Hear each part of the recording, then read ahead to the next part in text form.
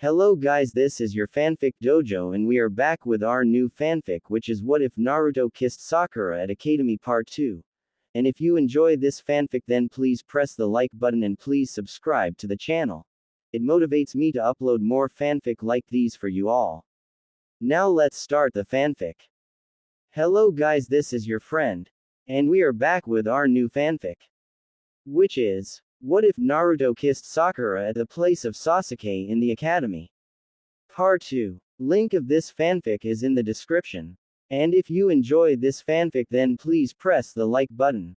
And please subscribe to the channel, it motivates me to upload more fanfics like these for you all. Now let's start the fanfic. Well, this mission turned out to be far more than advertised. The third said debriefing Team 7 upon their return to the village, much to Naruto's displeasure since it was preventing him from getting his ramen. However, it was handled satisfactory. You all do the village proud. That will be all. Finally, Naruto said, making for the door, his patience having been tested to its limit. Sakura and Sasuke at least stayed long enough to be dismissed by their sensei as well before following in his wake. Kakashi watched his students leave, sweeping a more critical eye over Sasuke as the boy had been displaying a jealousy to Naruto's sudden rise in status and skill. Is there a problem, Kakashi?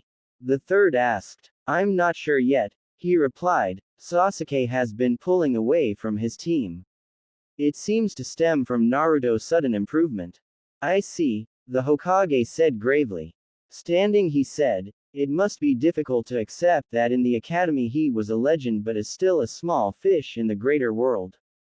Perhaps, Kakashi said, but I think it has more to do with Naruto then encountering Zabuza. Oh, explain please. It's no secret that Naruto considers Sasuke a rival to be surpassed, Kakashi said. As things stand, no, Sasuke probably sees Naruto as capable of doing so. And if Naruto, the worst student in his class, can surpass him, what does that say about his chances of completing his ambition? Do you have a way to combat this potential problem? If there is a way, I can't see it, Kakashi said seriously. I think the only way Sasuke would be happy is if Naruto began to do poorly again. So outside of sabotaging Naruto's training or transferring one of them off of Team 7, I'm not sure what to do. Naturally, neither solution is practicable, Sarutobi said. Keep me abreast of the situation. Now, what of Sakura? Well, I'm not sure exactly, Kakashi said. For some reason she seemed to have made a 180 in who she is interested in, as she has been seeking to learn more about Naruto. Really? Well, I imagine Naruto will be pleased. Any idea what prompted this sudden change? Kakashi admitted before telling the Hokage about what Sasuke said about her and Naruto's subsequent attempt to cheer her up. But unless my ears deceive me, your tone seems to suggest this may be a problem, the Hokage said, lighting his pipe. It may be, due in part to Sakura's intelligence, Kakashi said. She's already suspicious of him as she's noticed he seems to heal at an accelerated rate, while she seems to think it's a Kekkei Genkai. Upon noticing it, she didn't ask me. That makes me think that she suspects there is more going. Do you think she'll learn of the burden he carries? If any of the children that graduated with him is capable of doing so, it's her, Kakashi said. And how do you think she'll react? That I can't guess at, Kakashi said, trailing off. Should I begin to hamper her if she begins to look into Naruto too closely? No, Sarutobi said, let her do as she likes for now. Perhaps by looking into him and uncovering his secrets she will come to appreciate the service he provides the village. Yes, Lord Hokage, Kakashi said before leaving the room. Getting up to go for a walk, Sarutobi wondered what would happen should Sakura learn that her teammate contained the creature that attacked the village 13 years ago. And whether or not upon learning of that would she reject him or cherish him. Sakura arrived at Ichiraku after dropping her stuff off at home. Her mom had just been setting the table for dinner, but she assured her that there was enough for everyone. However, Sakura told her not to worry about it as she planned to eat out. Sakura smiled before she lifted the flap as she could see Naruto's pack near the stool, showing he hadn't bothered to head home first. Sakura lifted the flap and Ayame recognized her as she had stopped in a few times but always without Naruto. "Ah, welcome. Would you like your usual?" Ayame asked cheerfully. Naruto turned to see who it was. Surprised to see his teammate, he gave rise to it, saying, "Sakura. Why didn't you say you were coming here? I'd have waited." Sakura smiled, which faltered a little when the friendly smile on Ayame's face faded. No doubt from having heard how she treated Naruto in the academy. However, it reappeared when Naruto turned back around. "Put what she wants on my bill," Naruto said. Ayame sent a look Sakura's way that seemed to convey that she thought the girl didn't deserve it, but said, "Okay, Naruto. What will you have?" "You don't have to, Naruto," Sakura said. "Don't worry about it, Sakura," Naruto said, giving her a smile. "I plan to eat till I'm stuffed since we got paid, even if I think they should have given us A rank pay." The Hokage couldn't, Naruto, as then they'd have to charge Tazuna more, Sakura said, sitting next to him on the stool and then ordering. Ayame, despite her attitude towards Sakura cooling, having learned that she was that Sakura, still remained polite. Placing Sakura's order in front of her, the young woman said, "Yes, Naruto was telling us about his mission. He said it was quite exciting." "Exciting isn't the word I'd use," Sakura said. "I never would have thought we'd run into a missing nin on a simple escort mission." "A missing nin?" Ayame said, surprised. "You forgot to mention that." Sakura discreetly watched Naruto as he rubbed the back of his head, chuckling weakly as he said, "Well, I didn't really fight against the missing nin, so I didn't think to mention it." Addressing Sakura, the waitress asked, "What else has he failed to mention?"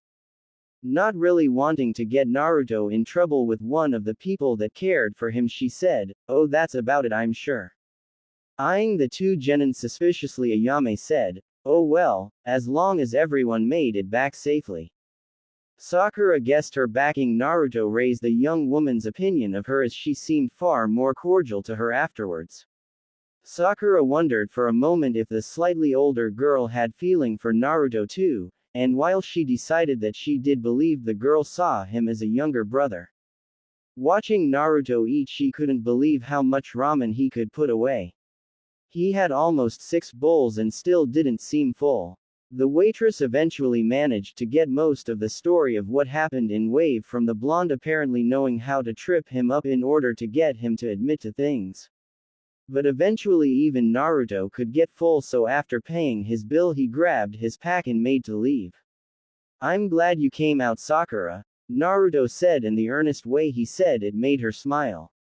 "So am I," she admitted, having had a good time. She could see that he looked conflicted and figured that he wanted to ask her if she wanted him to walk her home. Not simply as a boy interested in her, but because it had gotten dark. She didn't doubt that the conflict stemmed from his having stopped asking her out, even if she told him she'd given up on chasing Sasuke. Figuring she'd help him, she said, "Naruto, would you mind walking home with me?" "No, Sakura," he said, surprised but pleased. As they walked, she asked, "Why did you try to keep what happened in Wave from Ayame and Tuki?" "Well, I guess because they've both kind of looked after me since I was little," Naruto said. "Ayame tends to worry." "Oh," Sakura said, "so they watched you when you were younger?" "After I left the orphanage," Naruto said. "Why'd you leave?" "You're asking a lot of questions today, Sakura," Naruto said, looking at her. "I guess I just wanted to learn more about you," Sakura admitted.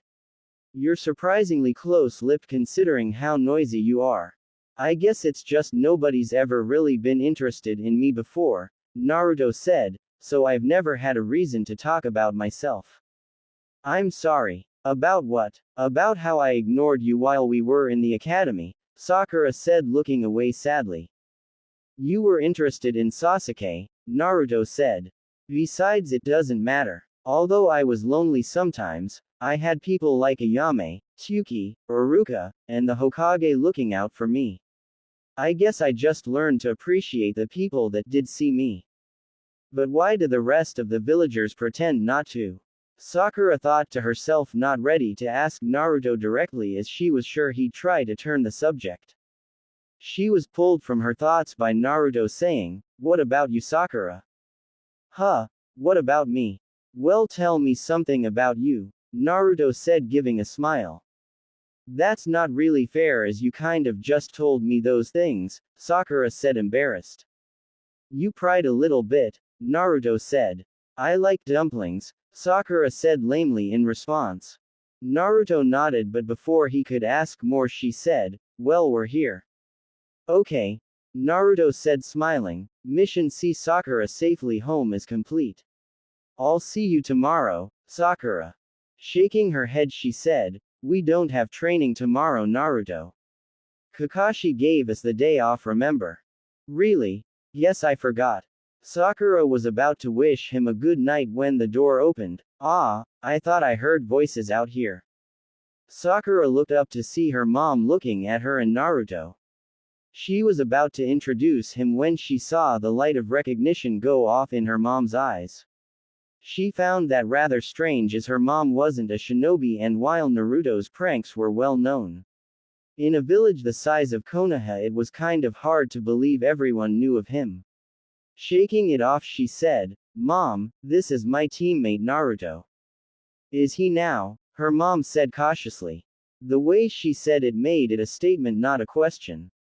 Sakura was also concerned by her mom's cold attitude as she always greeted all her other friends warmly. Naruto was obviously nervous as well, so he said, "Well, I'll see you at training the day after tomorrow." He started to leave but stopped, saying, "We do have training the day after, right?" "Yes," Sakura said with a smile. "I'll see you then, Naruto." Sakura stepped inside, closing the door behind her. "So that's who your other teammate is?" her mom said. "Didn't I mention it?" Sakura asked. "No, all I remembered you speaking about was Sasuke," the older Haruno said. "I guess it slipped your mind." Sakura was embarrassed as she remembered the day of the bell test, coming down to breakfast and sharing the news with her family. "Sorry," Sakura said, upset with her previous self. Is he a good teammate?" "Yes," Sakura responded, watching her mom critically. For some reason Sakura couldn't shake the feeling that her mom was somewhat worried now, as if knowing Naruto was her teammate filled her with dread. Hoping to put her at ease, Sakura said, "Actually, he's a great teammate. He's really helped me these past few weeks." "How so?" her mom asked, surprised at just how passionate her daughter replied. As the only person that had ever elicited a similar positive response was Sasuke. "Well, whenever I was feeling down, he'd be there to cheer me up or give me a boost of confidence. Not to mention he's not too proud to ask for help when he needs it." "What about Sasuke?" "He's a good teammate too, I guess.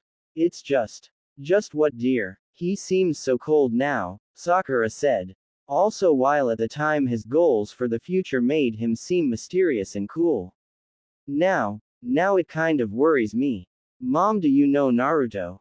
"No, dear, but I've heard of him," the elder Haruno said. "How? What do you mean how?" "I mean, how do you know of him?" Sakura said. "Because it seems everyone does, and that doesn't make any sense." "Of course it does. Not too many children would have the audacity to paint the Hokage monument." "That's exactly my point," Sakura said, getting a little upset, believing her mom was keeping something from her. "Yes, he's a practical joker, but the entire village seems to know him and they all seem to want to ignore him. Even you seemed wary of him, but you claim to never have met him." A little concerned, her mom said, "Dear, I think you're imagining things. I was nothing but kind to him." "Yes, but you weren't acting like you," Sakura said. "Normally you'd invite him in or try to embarrass me by asking all sorts of questions." "Let's just drop it, Sakura," her mom said, turning to leave. "The boy simply has a reputation as a troublemaker, that's all. Anyway, how was your mission?" Sakura allowed her mom to change the topic, but was now more interested than ever to learn what it was about Naruto that made people uneasy. It wasn't her imagination, as she had seen the almost universal attempt to reject his existence. To her it was almost like people were hoping that if they closed their eyes he'd go away like a bad dream. Telling her mom about the mission, she made sure to tell her all that he had done in order to free the people of Wave. She didn't know why Naruto was treated as he was, but she did know he didn't deserve, and she'd change people's opinions of him one person at a time if need be. Sakura smiled nostalgically as she walked through the front gate of the academy. But she stopped as she saw the swing that Naruto had sat on, looking depressed as the other children played together. She remembered the last time she had seen him on it had been when they had graduated. Her mom and dad had been there showering their praise on her. But Naruto had sat on the swing alone, looking on sadly as the parents congratulated their children. She hadn't paid him any mind, only seeing him out of the corner of her eye. But when she had looked back a few minutes later, he was already gone. Wishing she had paid more attention that day, she entered the academy heading for her old classroom. School was still out, but it was close enough to the new school year that Sakura was betting that Iruka was here. Sliding the door open, she saw that her instincts were right and smiled at her teacher as he looked up. "Sakura," he said, surprised, "what brings you here?" "Iruka-sensei," she greeted warmly. Standing, he said, "So how is life as a shinobi?" "Eye-opening," she replied, causing her teacher to smile. "Yes, I imagine so. We try to prepare you as best we can, but there's just no replacement for the real thing." "Yeah," Sakura said, "but actually I came here because I have a question for you." "Oh, go ahead," Iruka said, hoping he could be of help. "How did Naruto graduate?" "What? Well, Why do you ask?" "Please answer the question," Sakura said, wondering why her teacher was so nervous about her desire to know. Scratching his cheek, something her years under him as a student told her he was nervous. His demeanor changed to accusing as he instead asked, "Is this some attempt to get him off your team?" "It wasn't any secret you were less than thrilled at his inclusion on Team 7. "No, Iruka-sensei," Sakura said, a little hurt, but couldn't fault him for his suspicions. "It's just, Naruto has been surprising me lately and I'm curious about how he graduated. He failed the test. Then all of a sudden he comes out with this amazing clone jutsu that he apparently learned in between the time we graduated and team assignments." Surprised by just how much thought Sakura had put into the conditions behind her teammates' graduation, Iruka said, "Well, he passed a makeup exam." "And the clone jutsu?" Sakura said, narrowing her eyes at her teacher. Sighing in defeat, since he figured no matter what he said she'd eventually uncover how Naruto learned the jutsu. After failing the test, Naruto was approached by Mizuki. Sakura listened attentively as her teacher explained how Mizuki had attempted to use Naruto to steal the scroll of sealing. Although his story rang true, she still had the feeling he was leaving something out. When he finished his tale, she asked, "Why Naruto?" "Pardon," Iruka said, "probably because he failed the test." "There were others," Sakura said, beginning to think out loud, "so why him? Does it have to do with why the villagers ignore Naruto?" Iruka's eyes widened as Sakura said that, as it was obvious the girl had been paying attention to the villagers' dismissal of the boy's existence. However, his fear of her eventually finding out the reason why prevented him from saying more. "Do you have any idea why the villagers ignore Naruto?" Sakura asked. Iruka could see that she was suspicious of him now, or suspected that even if he answered it wouldn't exactly be the truth. As he noticed that she was searching his face for any of the signs that he was lying. She was being discreet about it, but the way her eyes darted to the spots that he had taught her about told him the truth. Using the years of training that he possessed, he said, "I suppose it's related to some of his pranks. Perhaps they are hoping that by ignoring him it won't attract his attention as a possible target." "I guess that makes sense," Sakura said. "By the way, what happened to Mizuki-sensei?" "He was executed," Iruka said bluntly. "His crime of betrayal was too great to overlook." Sakura was surprised at the harsh punishment but nodded before saying, "Thanks, Uruka-sensei." Uruka watched her leave before packing up his stuff to head to the Hokage's office to tell the leader of Sakura's looking into Naruto's past. He was partly afraid that should she learn of the Kyuubi that she would reject him, as he had a good idea how much that would devastate the boy. Sakura was positive that she had been lied to by her old teacher. While his face didn't give it away, the complete schooling of his features did. Not to mention the prank excuse had already been used by her mom. The only prank that she could think of that the whole village knew about was his painting of the Hokage monument, and that had been harmless as he'd had it cleaned by the next day. So why was every citizen united in trying to deny Naruto existed? What event could possibly have united the whole village into blatantly ignoring him? Was it something his parents did? But to her that didn't make sense. After all, everyone had heard about how the Uchiha had been murdered by a member of Sasuke's own family. Yet Sasuke himself didn't seem to be ostracized as a result. So what was it about Naruto that they hated? She decided to look up any famous or perhaps infamous Uzumakis as well, since she was heading to the library in order to research his apparent Kekkei Genkai.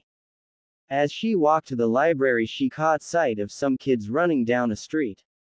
What caught her eye was that they all were wearing the goggles that Naruto used to wear before he became a shinobi.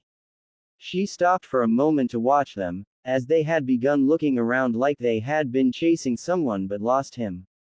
Who they lost and the reason they wore the goggles became apparent as Naruto unhinged himself, having turned into a garbage can, and attacked the trio with the paper shuriken that kids playing shinobi tended to use.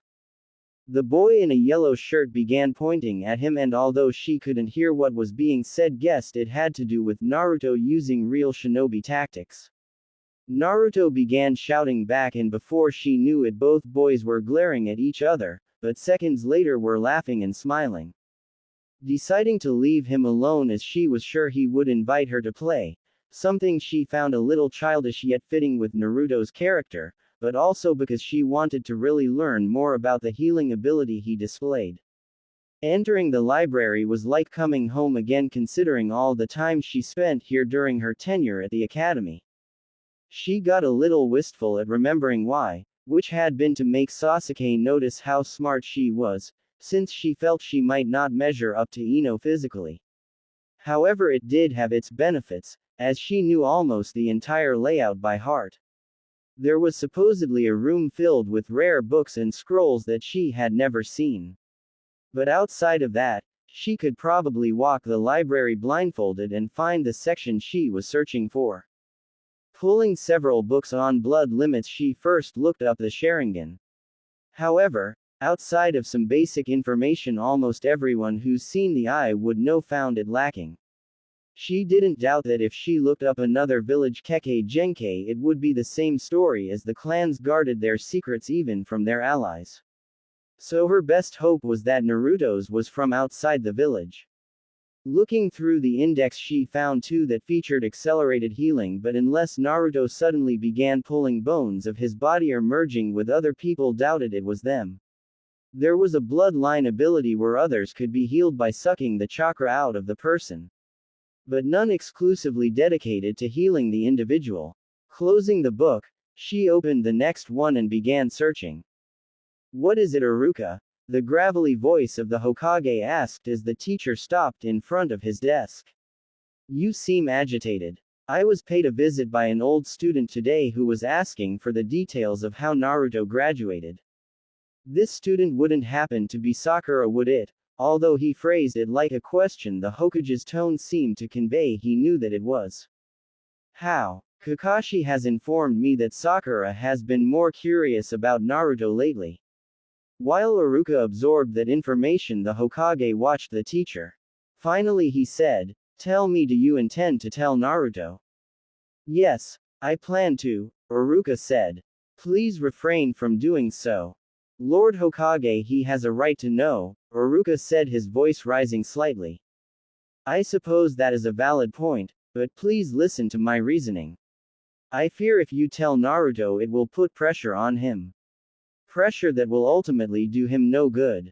For instance, he may decide to tell Sakura out of fear of her discovering about the Kyuubi for herself. Yes, but perhaps he should, Iruka said. Tell me, Iruka, would you tell someone you barely know a secret of that magnitude? Sir, they've known each other for years, Iruka countered.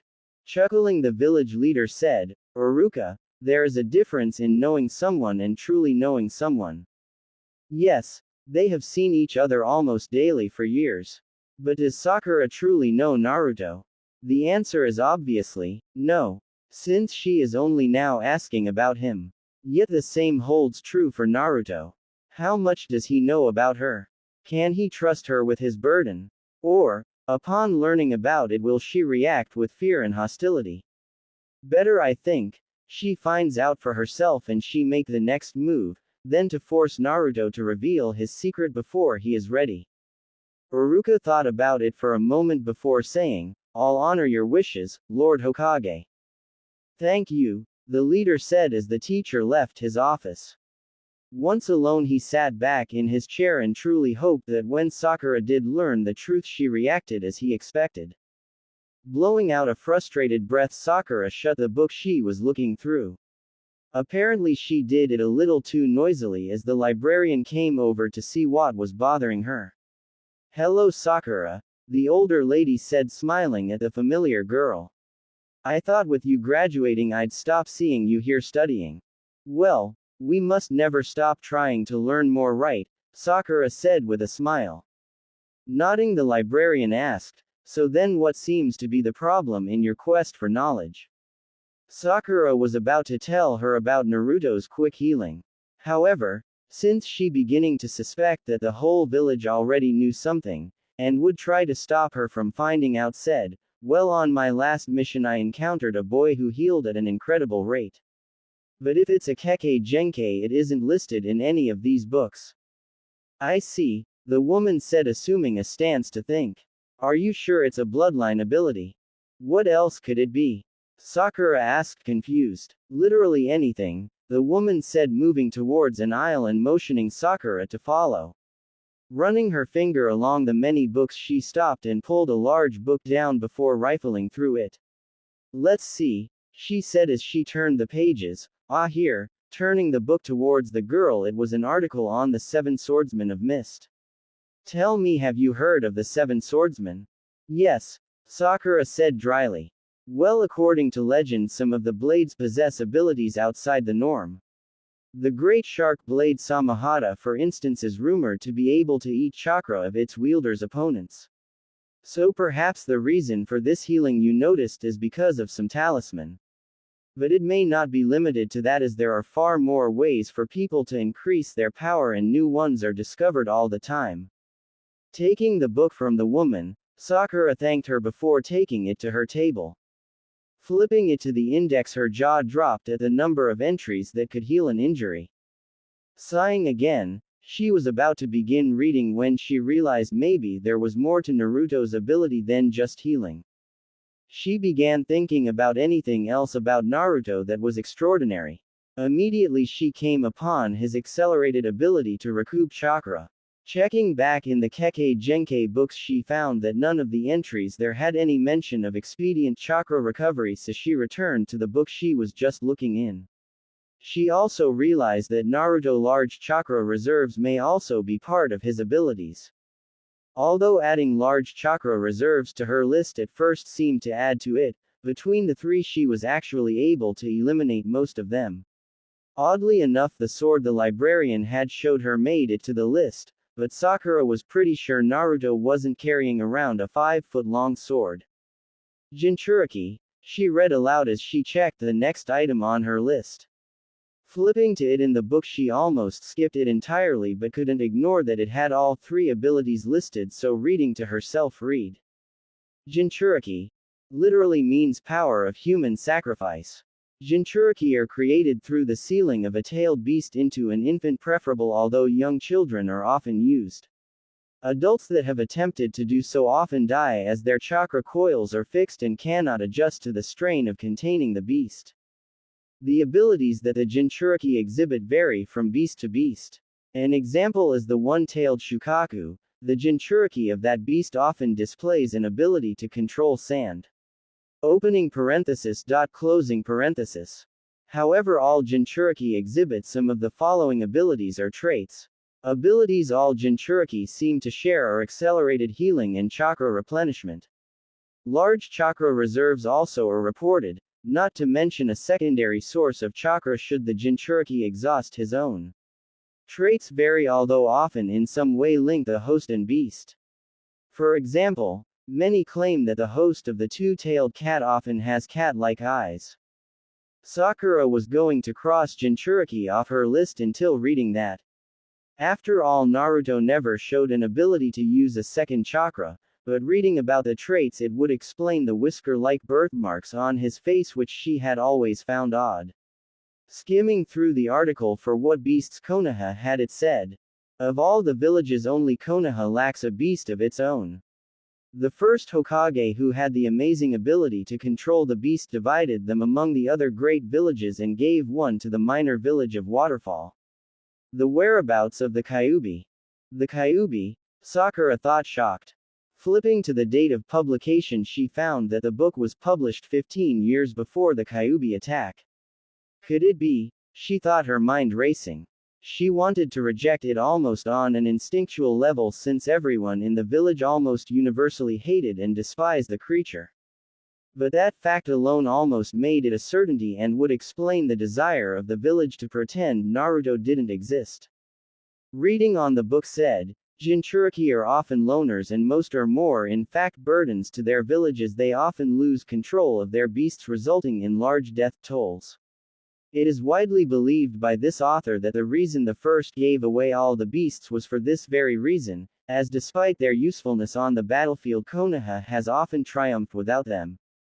Sakura closed her eyes, as she felt sick upon reading the author's calm dismissal of the people that house the creatures. But then she was hit by a desire to find the author and beat him to a bloody pulp. If Naruto was a Jinchuriki, he didn't want to be a loner and felt that's why the creatures inevitably got loose. Why lock away a creature to protect the people around them, if those people in turn hated them for doing so? Calming, she decided to go for a walk, so after putting the books away simply wandered Konoha. She couldn't deny that of all the things she had read in the library, Jinchuriki fit Naruto the best. But why the deception? The lessons taught by the Academy all stated that the fourth Hokage defeated the Nine Tails. But she realized defeated wasn't the same as killed. The fourth Hokage could have sealed the Nine Tails in Naruto at the cost of his life, as the book said a life was often required for the sealing.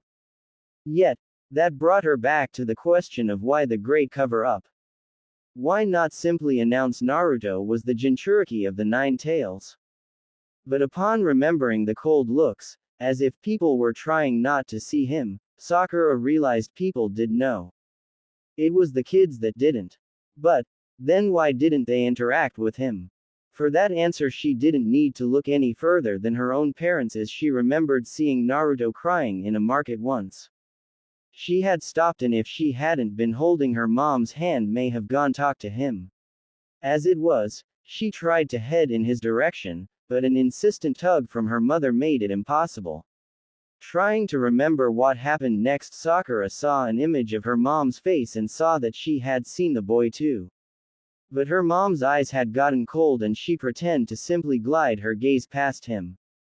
Although her parents never told her explicitly not to play with Naruto, she had heard lots of kids give that excuse. Were the parents being prevented from telling the children for some reason? Yet even if they were, the adults were attempting to at least influence their kids' ideas of the boy. Sakura stopped her train of thought, figuring she might be getting ahead of herself. While the evidence seemed to be pointing towards his being a Jinchuriki, she hadn't really proven it yet. A part of her considered asking Naruto, but she figured that he'd deny it. Thinking of the book still angered her, as the author made it seem like the Jinchuriki was the problem when to her the problem was the attitude of the people. At least as far as Konoha was concerned.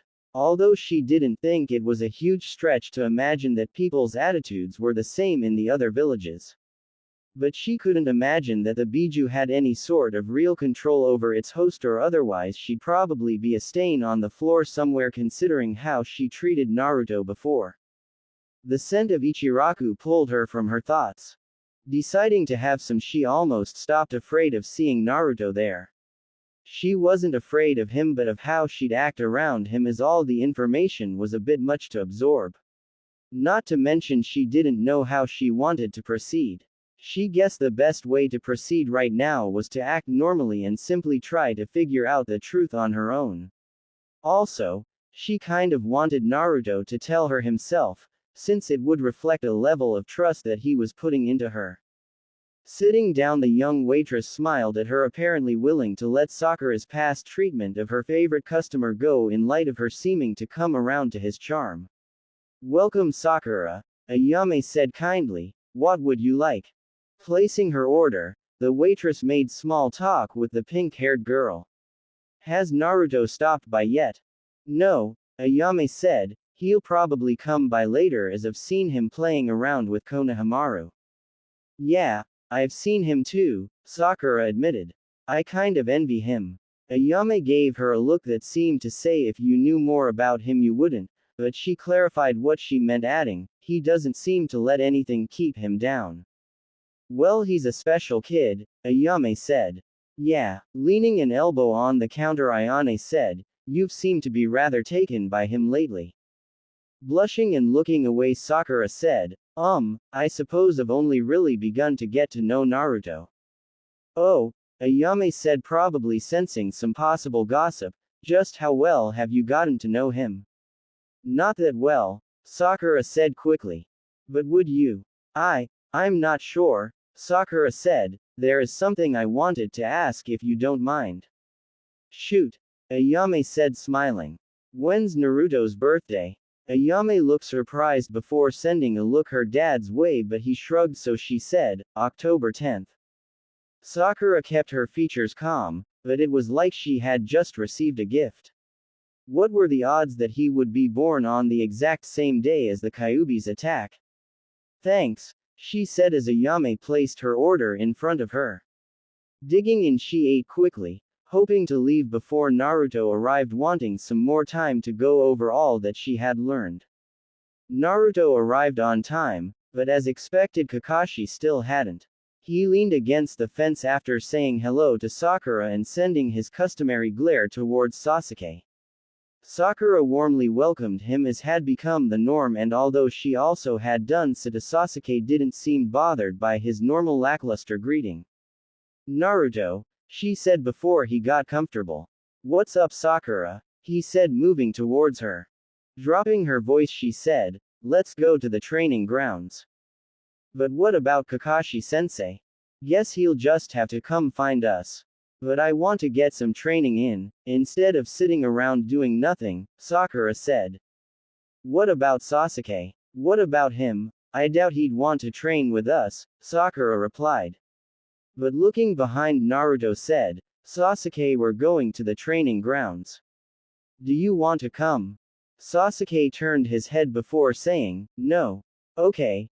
Well, tell Kakashi-sensei for us," Sakura said, pulling Naruto with her.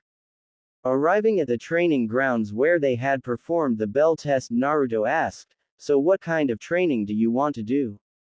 "Taijutsu," Sakura replied, "but can you do me a favor? I'd like to see how I'd do against some of your clones." "Sure thing, Sakura," Naruto said, creating 5 clones. Sakura was amazed, as Naruto had created 2 more clones than Kakashi had claimed Sasuke would be capable of, and he wasn't even phased.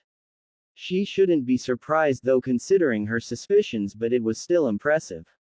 "All right, Naruto," Sakura said, "don't hold back." Naruto nodded, and Sakura tried to prepare, but when the clones came, found that she should have asked him to hold back a little, as she managed to block the first who attempted to strike her in the face.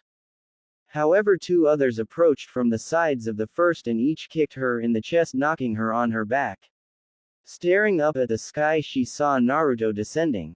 She closed her eyes expecting to take another hit, but when it didn't come, opened them to see Naruto leaning over her with a closed fist. Are you okay, Sakura? He asked, concerned before opening the fist and offering her a hand up. Yeah, nothing broken, I guess, except my pride. I thought I'd do better, Sakura said, accepting the hand back to her feet. Sorry, Sakura, Naruto said. You don't need to apologize, Naruto. I asked you to go all out. Jumping back, she said, are you ready to go again? Do you want me to get rid of the clones? It hurt her pride a little, but she nodded her head, saying, I guess we'll just have to go one-on-one till I get better. Don't worry, Sakura, without the clones I doubt I'll be too much for you to handle, Naruto said, getting in his stance. Get ready, here I come. Sakura was vaguely aware that she was being carried. She had really worn herself out trying to keep up with Naruto. They had already been training for 2 hours by the time Kakashi had arrived with Sasuke. Although quickly ending up on the defensive against Naruto, he had been a little easier to handle without the clones. But it still hurt her pride to be so easily beaten, even if she knew Naruto wasn't the dead last many people had written him off to be. However, despite training for 2 hours before the rest of the team arrived, Kakashi had insisted that they continue to train. Sakura didn't mind, but it had shown her she still had a long way to go. Naruto had volunteered to carry her home. Naturally, he was the only one to offer. As she rested on his back, she asked, Naruto, when's your birthday? October 10th, Naruto replied right away. So you were born on the day of the Kyuubi attack? She felt his back tense, but he said, yeah. Must have been hard sharing a birthday with such a terrible event. Well, I guess that might be why I never got many birthday presents, huh? Sakura closed her eyes as she remembered that nobody ever gave him anything on his birthday in class like some of the other students did. She had onsen been given gifts by friends at school before her, declaring herself as Ino's rival, as after that almost all of the girls drifted apart and sometimes the teachers would announce whose birthday it was, but never for Naruto. Why'd you ask, Sakura? I wanted to know, I guess since we're a team we should know when to celebrate. She didn't need to see his face to know that he was smiling as he said, I'd like that. Normally the Hokage would take me to Ichiraku. It would be nice to have a few more people show up. Aren't you going to ask me? I already know your birthday is March 28th, Naruto said, surprising her. How? A teacher announced it once and your friends brought you presents, Naruto said, making her feel bad. That was when we first started at the Academy, Naruto, Sakura said, surprised. The year after that we all stopped being friends. I can remember things, you know, Naruto said, looking back at her with a smile. Really? She said jokingly. Hey, he said, and although he sounded indigent, she knew he wasn't offended. Remembering her birthday the year after declaring her intentions to woo Sasuke, she was reminded of how disappointed she had felt since only one person had given her a gift. Thinking back, she remembered that she had thought it was Sasuke since it had no name attached to it. When she had opened it, she had found a ribbon for her hair. It had been a reddish orange and she had almost worn it the next day to school, but had opted to wear the one Ino had given her on the day they met. Looking back, she knew it had been silly to think it had been from Sasuke, but chalked it off to the follies of youth. But Naruto wouldn't be outside the realm of possibility. Deciding to ask, she said, Naruto, the next year I received a gift from someone but they didn't leave a name. Was that you? Yep, he said, but I guessed you didn't like it as you never wore it. Why didn't you say it was from you? I didn't think you'd accept it then, Naruto said sadly. She wished she could say that he was wrong, that she would have graciously accepted it, but couldn't, so said, Naruto, thank you. I did like it. I just didn't wear it because the ribbon I always wore before was a gift from Ino. She gave it to me when we first became friends. If I had known you liked it, I would have gotten you one every year, Naruto said. The earnest way he said it, and despite her never giving him anything in return, really solidified for her that it was the people around the Jinchuriki that made them loners, not a desire of the poor people selected to host the Biju. Tightening her hold around him, she whispered, Thank you, Naruto.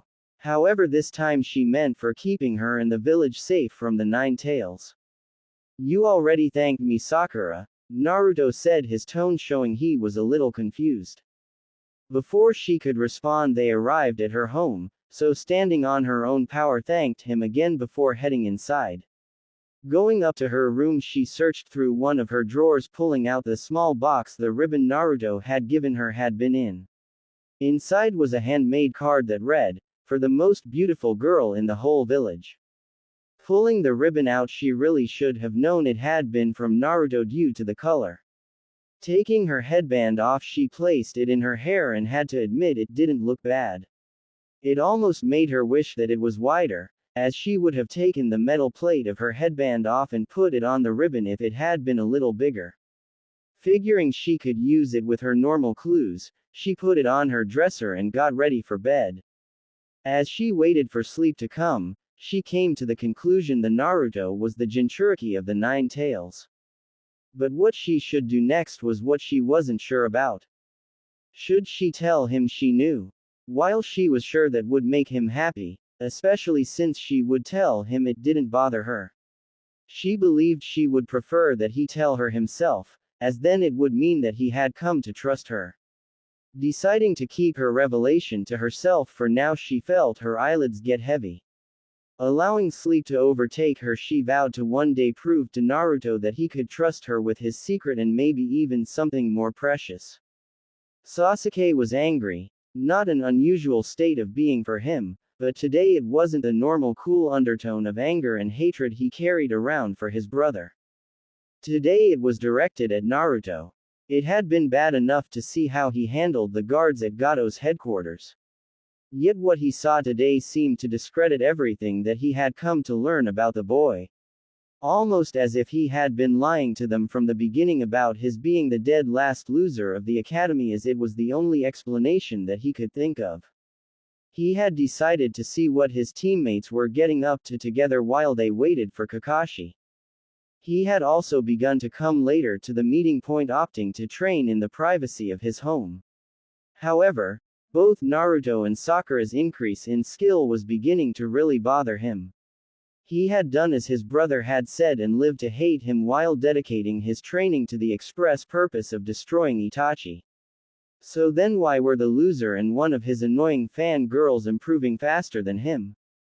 To answer that question, he had decided to spy on them. They had been resting, apparently figuring it was late enough that Kakashi would show soon. It had been a flippant question by Sakura, as she had simply asked, "Naruto, just how many clones can you make?" "I'm not sure," he replied. "I think a couple hundred."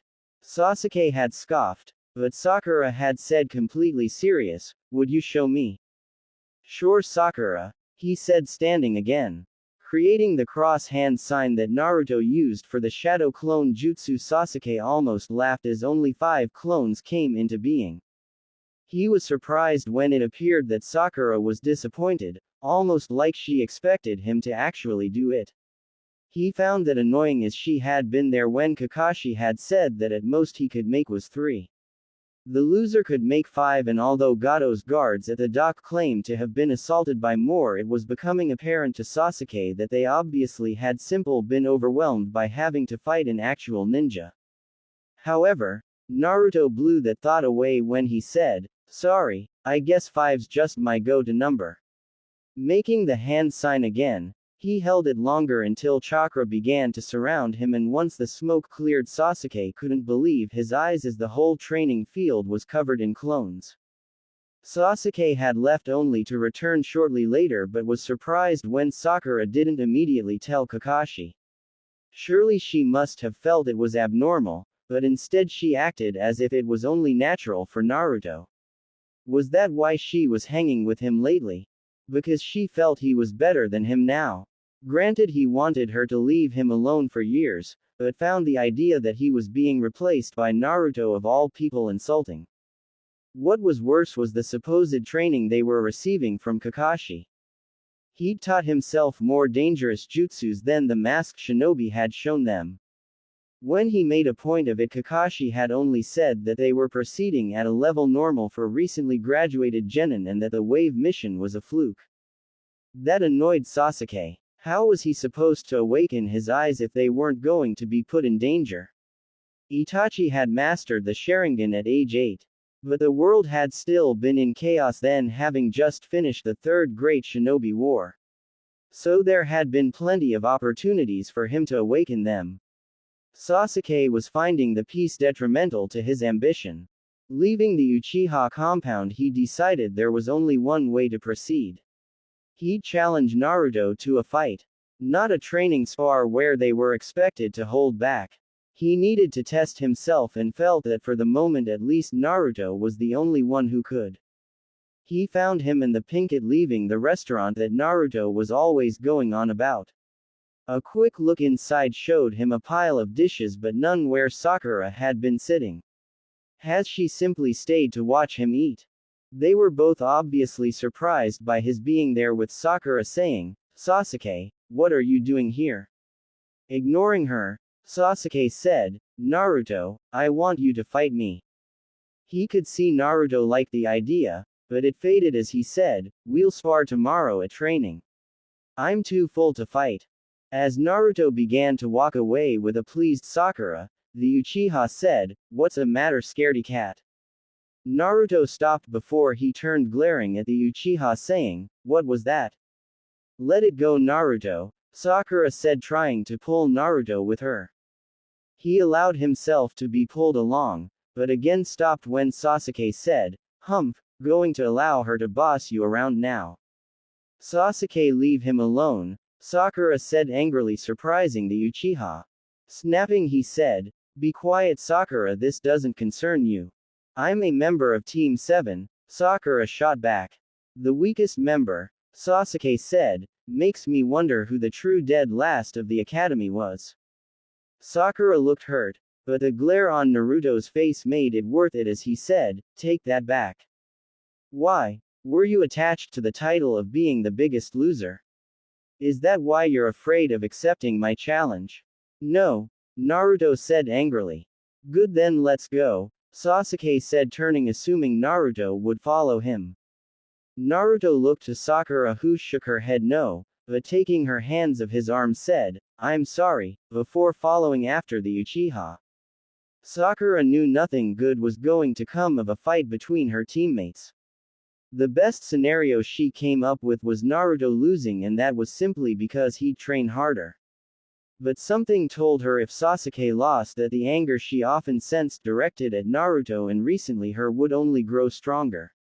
Not sure how to stop them on her own, she went in search of Kakashi, hoping he could. Naruto felt a little dirty for accepting Sasuke's challenge, since he felt he let Sakura down. But Sasuke had been one of the people he dreamed of one day surpassing, so saw the coming match as an opportunity to see how far he had come since graduating the academy. Standing at the training field where Team 7 was formed, he smiled, saying, "You ready to go down?" However, Sasuke apparently didn't feel like friendly banter, scowling at him saying, "Don't hold back." "Don't worry," Naruto said, tightening his headband. "Today's the day I show you I'm not the dead last anymore." Sasuke charged as soon as Naruto got into his stance, not messing around. Naruto blocked before throwing a punch that Sasuke caught. Pulling Naruto toward him, he threw the blonde over his shoulder. Naruto rolled to his feet, creating 5 clones, causing Sasuke to say, "You're going to need a lot more than that, Naruto." The first clone attacked, going for a kick to the head that Sasuke blocked, but was swept off his feet by a clone coming up behind him. Sasuke touched the ground with one hand, preventing him from hitting the ground. But he barely blocked as the next clone closed with him, throwing a punch that knocked him back, right into the grasp of another clone that spun him around. Disoriented, he failed to block a kick to his chin, which knocked him into the air. Landing hard on his back, he glared at Naruto as he sat up due to the smirk on the blonde's face. "Fine," Sasuke said, "time to take the kitty gloves off." Standing, he set himself, preparing for Naruto's next charge. He didn't have to wait long as all 5 Narutos attacked at the same time. Sasuke caught the first punch thrown at him, throwing the clone into another one. The 2 clones exploded into smoke, freeing Sasuke to kick the clone that was trying to come up behind. Now with only 2 Narutos left, he said smiling, "Only 2 left, loser.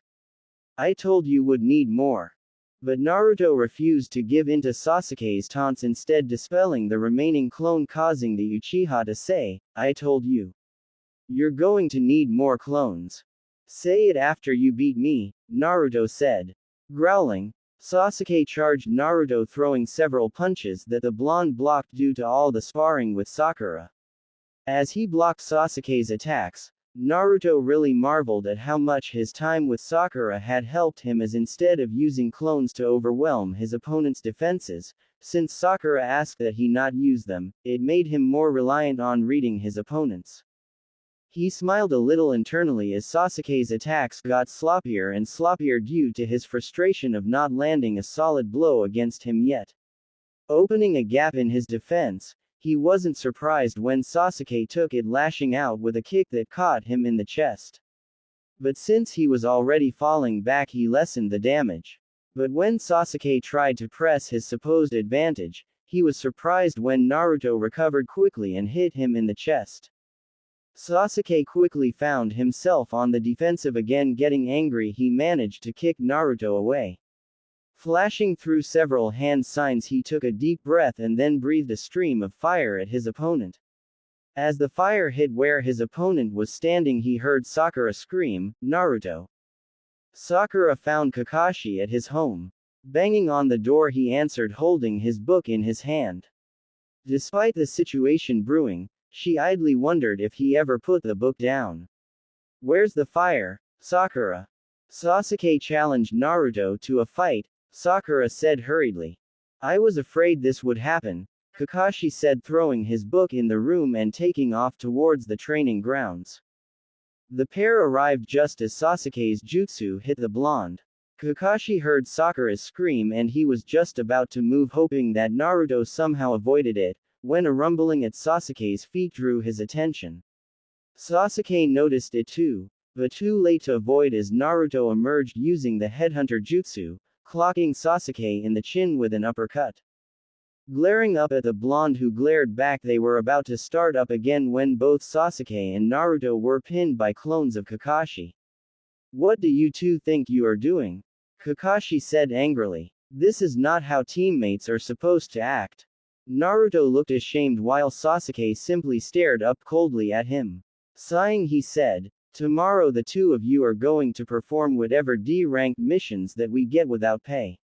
If this happens again, I'll see about getting the pair of you suspended. Do you both understand?" "Yes, Kakashi-sensei," Naruto said, sad he disappointed his teacher. Sasuke simply nodded. The clones dispelled, allowing both boys to stand. Sasuke immediately took off, not even bothering to look at any of his team. Naruto looked like he wanted to say something, but after opening and closing his mouth several times, decided to simply head home. Sakura watched both her teammates head away from each other and asked, "Kakashi-sensei, why'd they do it? Why fight each other so hard?" Sighing, Kakashi said, "Sasuke's ambition, if you remember, is to kill a certain man. However, the man is probably one of the greatest shinobi of this age. He felt confident in his ability in the academy because he was standing at the pinnacle of his world. Being thrust into the much larger world of shinobi, he feels threatened by Naruto and you." "I can understand Naruto," Sakura said, "but me. Don't underestimate yourself. Both you and Naruto have made some rather large strides due to your helping each other. As a result of your influence, Naruto's become a little less brash and plans out his strategies more, and you aren't afraid to leap in and mix it up. Do you remember the first Hokage's saying of heaven and earth?" Sakura nodded, saying that the best shinobi are ones that find balances between their body and mind.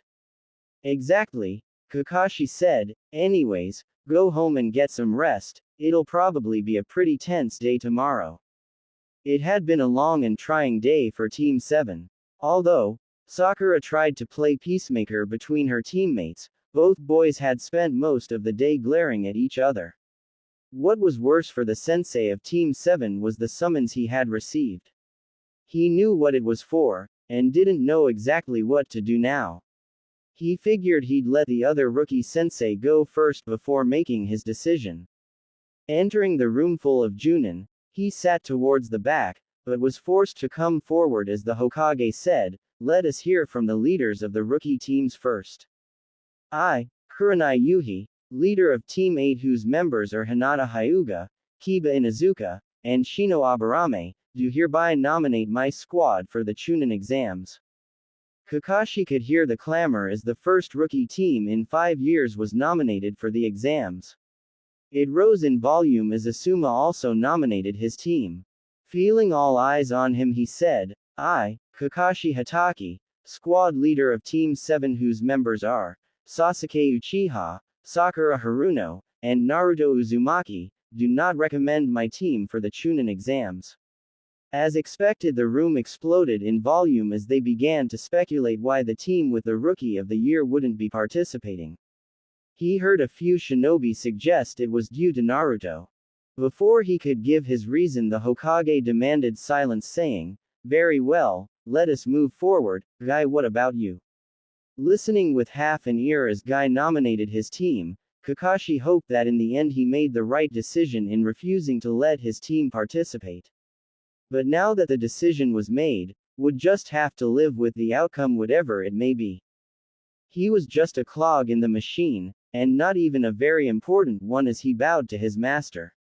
Although the headband on his head said that man would be the Hokage, the truth was he served the third's former student Orochimaru.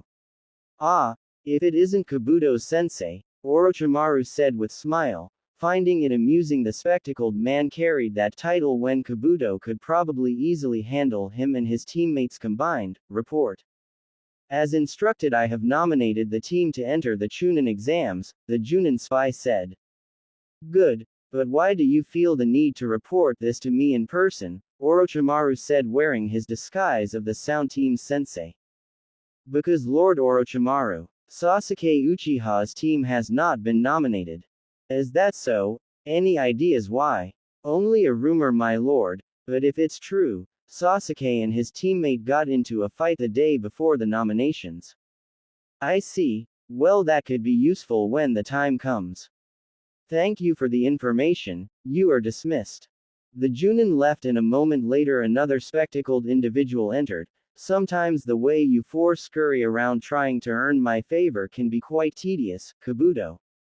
Although, one has to wonder how you heard the news before him." "Oh, I didn't, Lord Orochimaru," Kabuto said with a smile. "It's just unlike him. I'm not afraid of incurring your wrath by giving you bad news." True, he must have been hemming and hawing about it for a while. Still, it isn't all bad news. No doubt young Sasuke will be quite upset when he learns he is being barred from competing. It will present a hindrance for placing the curse mark on him, Kabuto said. "Let's not worry about that for now. I think I have a better idea." "Oh, what would that be?" "Simple. I'm going to provide him with the means to awaken those magnificent eyes of his," Orochimaru said, licking his lips, "and should I be capable of doing that, then no doubt he will gladly accept my mark in order to reach his goals." Sakura was worried since it was the second day Naruto hadn't shown up early to train with her. She had sort of expected it the day after his fight with Sasuke, but since normally he bounced right back, had expected him to show up today. Kakashi had told them to be at the bridge at 11, so Sakura decided to find him. She didn't have to search hard as he was on the bridge they normal met Kakashi at. He looked up and noticed her, but instead of waving happily he looked away. Wondering what was the matter with him, she made her way towards him. He tried to smile, but it faded quickly. Frowning to herself, she was about to ask him what was going on, yet was stopped by a yell of "Boss!" A little of Naruto's pep returned as Konohamaru, Moegi, and Udon ran up to him, and whom he met halfway. "What's up, Konohamaru? Don't tell me you forgot boss." Konohamaru said, moving around Naruto, cutting him off from the bridge. Today you said we'd play ninja. Sorry Konohamaru, Naruto said, I did forget. Well, that's alright, let's go. I can't, Naruto said, I have to meet Kakashi-sensei here. But you promised, Konohamaru said, disappointed. I know, Naruto replied, but Kakashi-sensei kind of sprung this on us after training yesterday. I guess it might be a. Sakura eyes widened as Naruto trailed off, believing she understood what was bothering him. He thought Kakashi and maybe her were mad at him. Not having had a lot of people in his life, he was no doubt worried that he had pushed them away. Well, I guess it can't be helped, Konohamaru said, but you better play with us tomorrow. Naruto nodded and Konohamaru looked like he was going to walk away till he asked, by the way boss, who is she? That's Sakura, Naruto replied, she's my girlfriend, Konohamaru supplied. Sakura was surprised to feel her face heat up at the boy's statement and noticed a similar blush on Naruto's. She felt a little sad as Naruto quickly corrected the boy, saying, no, she's my teammate. We're just friends. Ah, I get it boss, Konohamaru said, no sense in settling down right away. I guess, Naruto said. Besides, I'm sure you could do better. After all, she has a huge freaking forehead, Konohamaru said. To Naruto it felt almost as if it went from a pleasant sunny day to the dead of winter as all heat faded from the area. Looking up at Sakura, who was behind Konohamaru, he actually took a step back as her green eyes almost appeared to be a demonic-looking white, and it was like she was sucking in light, making the area near her darker. Sakura brought her hands together and cracked her knuckles before asking, what did you say? Unfortunately, Konohamaru didn't recognize the danger, saying without looking back, well, you have to admit your forehead is quite large. Right boss. Looking at Naruto, he wondered why his rival was shaking almost like he was afraid. Suddenly, Naruto lurched forward, grabbing Konohamaru around the midsection and taking off. Konohamaru was about to ask why till the ground where he had been standing exploded into dust. Looking back, he saw Sakura standing there, her fist on the ground and a small crater where he had been standing. When her eyes met his, Konohamaru was positive he had just laid eyes on the angel of death. Sakura shouted, bring him back here Naruto, before taking off after the pair. Calm down Sakura, Naruto shouted back, he didn't mean anything by it. However, Sakura was beyond listening, chasing after them with a speed she had never shown before. Feeling fearful for his continued well-being, Konohamaru said, she's gaining on us boss. This is all your fault, Konohamaru, Naruto said, looking back and seeing she was gaining. For a moment he considered letting Konohamaru go defend for himself but rejected the impulse. Unfortunately, since Naruto wasn't looking where he was going, he slammed into a group of people, hearing a, hey watch it, from the person he slammed into. Picking himself up, he helped Konohamaru stand before he noticed the girl he had slammed into. Her two teammates looked annoyed at him, but the girl sat there dumbfounded as she stared up at him with her red eyes. Rubbing the back of his head, he said, sorry about that. The girl though was still in her own little world, thinking, his chakra's so warm. Actually closing her eyes to bask in it, she felt an edge of darkness buried beneath it, adding, oh, and there's a little something dangerous about him too. I think I'm in love. However, one of her teammates saying, get it together Karen, forced her back to reality. Accepting the hand up from the blonde, she fell on him slightly, pretending to be a little lightheaded, and smiled as she basked in the feeling of his chakra. Sakura had calmed after Naruto had crashed into the unfamiliar shinobi, but seeing the red head drape herself over him felt her anger begin to boil again. Excuse me, Sakura said, pushing the girl back off of a blushing Naruto gently. Addressing Naruto, she asked, are you okay Naruto? Yeah, I'm fine Sakura, Naruto said, wondering why she was directing a glare at the girl he crashed into. Good, Sakura said, sending him a tight smile before looking at the shinobi whose headbands identified them as grass shinobi. Cautiously she said, not to be rude, but what are grass shinobi doing in Konoha? We're here for the Chunin exams, one of the redhead's teammates said. Now we are late for registration, so we'll be on our way. Sakura nodded, but frowned when Karen took a step closer to Naruto, saying, I didn't catch your name. Naruto Uzumaki, the blonde said, holding out his hand, future Hokage of the Leaf. Karen smiled, saying, well, I'm sure I'll be seeing you again, Naruto, and then followed after her teammates. Sakura was pretty sure that if she could emit death beams from her eyes, the Karen girl, who was walking away with way too much sway in her hips to be normal, would be a smoldering corpse. She was just glad that the girl was setting her sights on probably the most clueless boy in the entire Leaf Village. However, she felt a little feeling of dread when Naruto said, she smelled pretty. What? Sakura asked, shocked. Her perfume, Naruto said, it smelt real pretty. His mood dropped again as he noticed Konohamaru had taken off and said, it's getting pretty close to when Kakashi-sensei said to meet, we better get going. Sakura nodded, but wanted to ask Naruto what was bothering him. However, before she could, he stuck his hands in his pockets and began walking away with his head down. Biting her lip, she refrained from prying but vowed if he didn't cheer up later she'd find a way to make him. Sasuke made his way to the bridge, having noticed several foreign shinobi teams.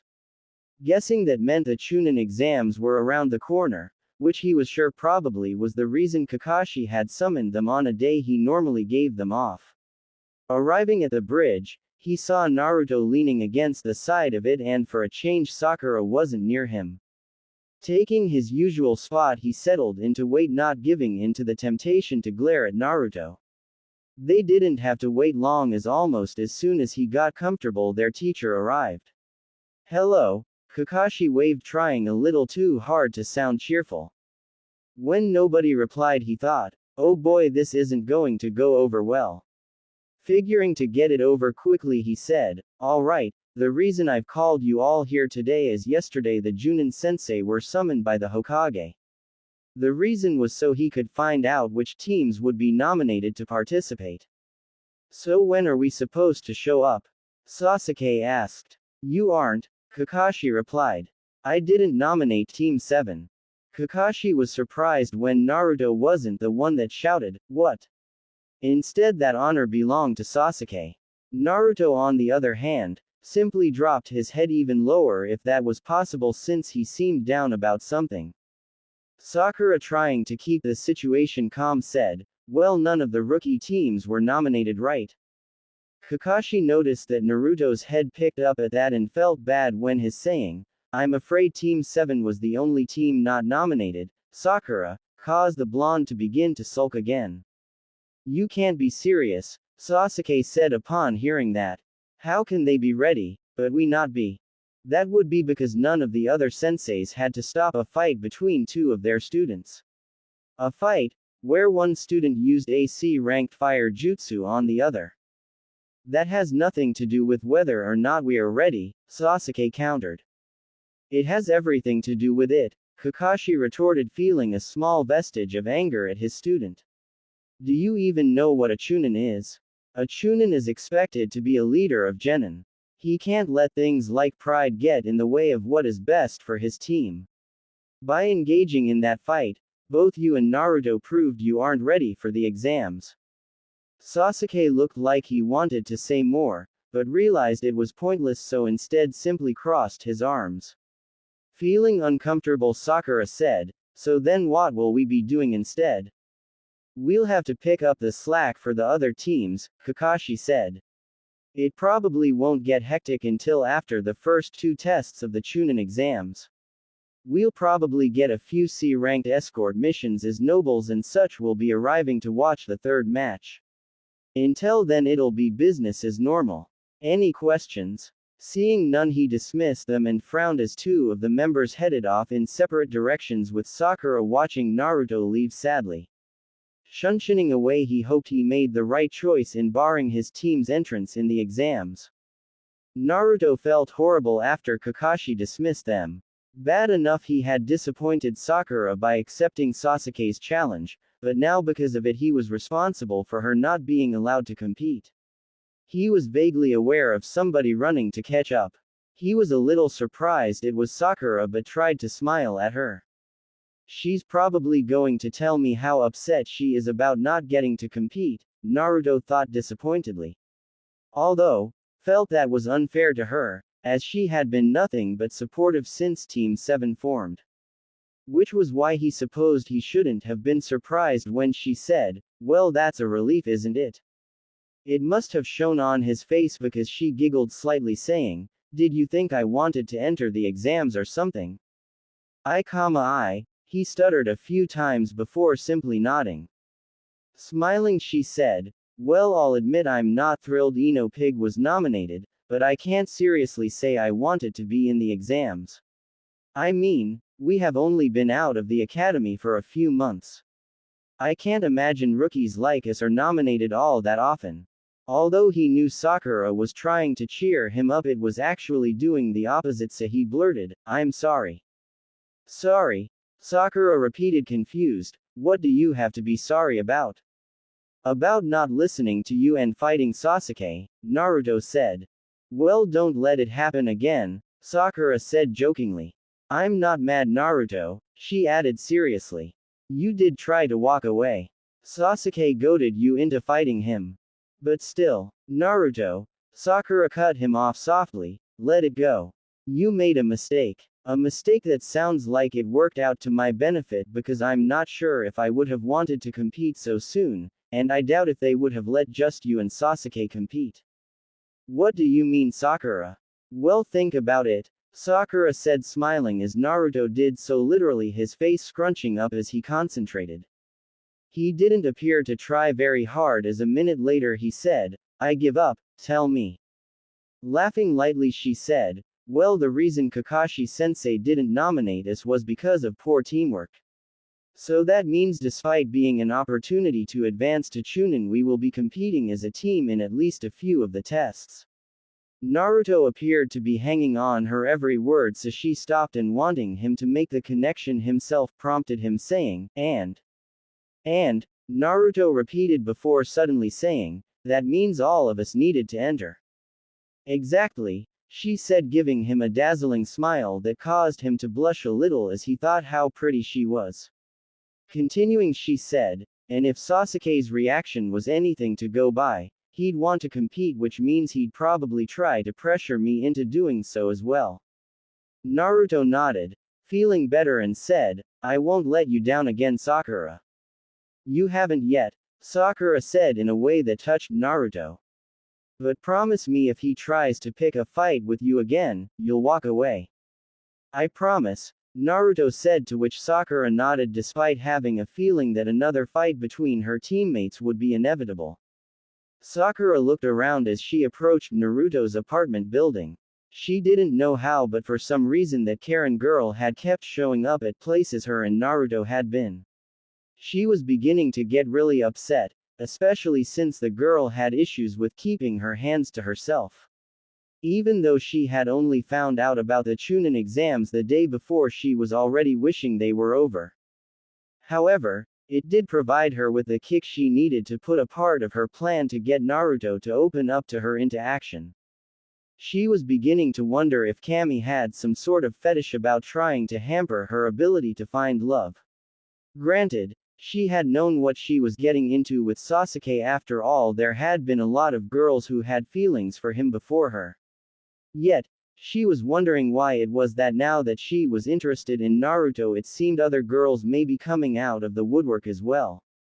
Pushing that aside for now, but swore if she caught that Karen girl flirting with Naruto again, she'd send her packing, she knocked on the door of Naruto's apartment. She wasn't surprised when it took a few minutes for him to answer. When he did answer the door, she couldn't help the small laugh that escaped as Naruto answered the door wearing the silliest sleeping cap she had ever seen as he rubbed his eye. Seeing Sakura at the door woke him up quickly and he said, "Sakura." What are you doing here? Did we have training today? Holding up one of the books she brought, she said, in a manner of speaking.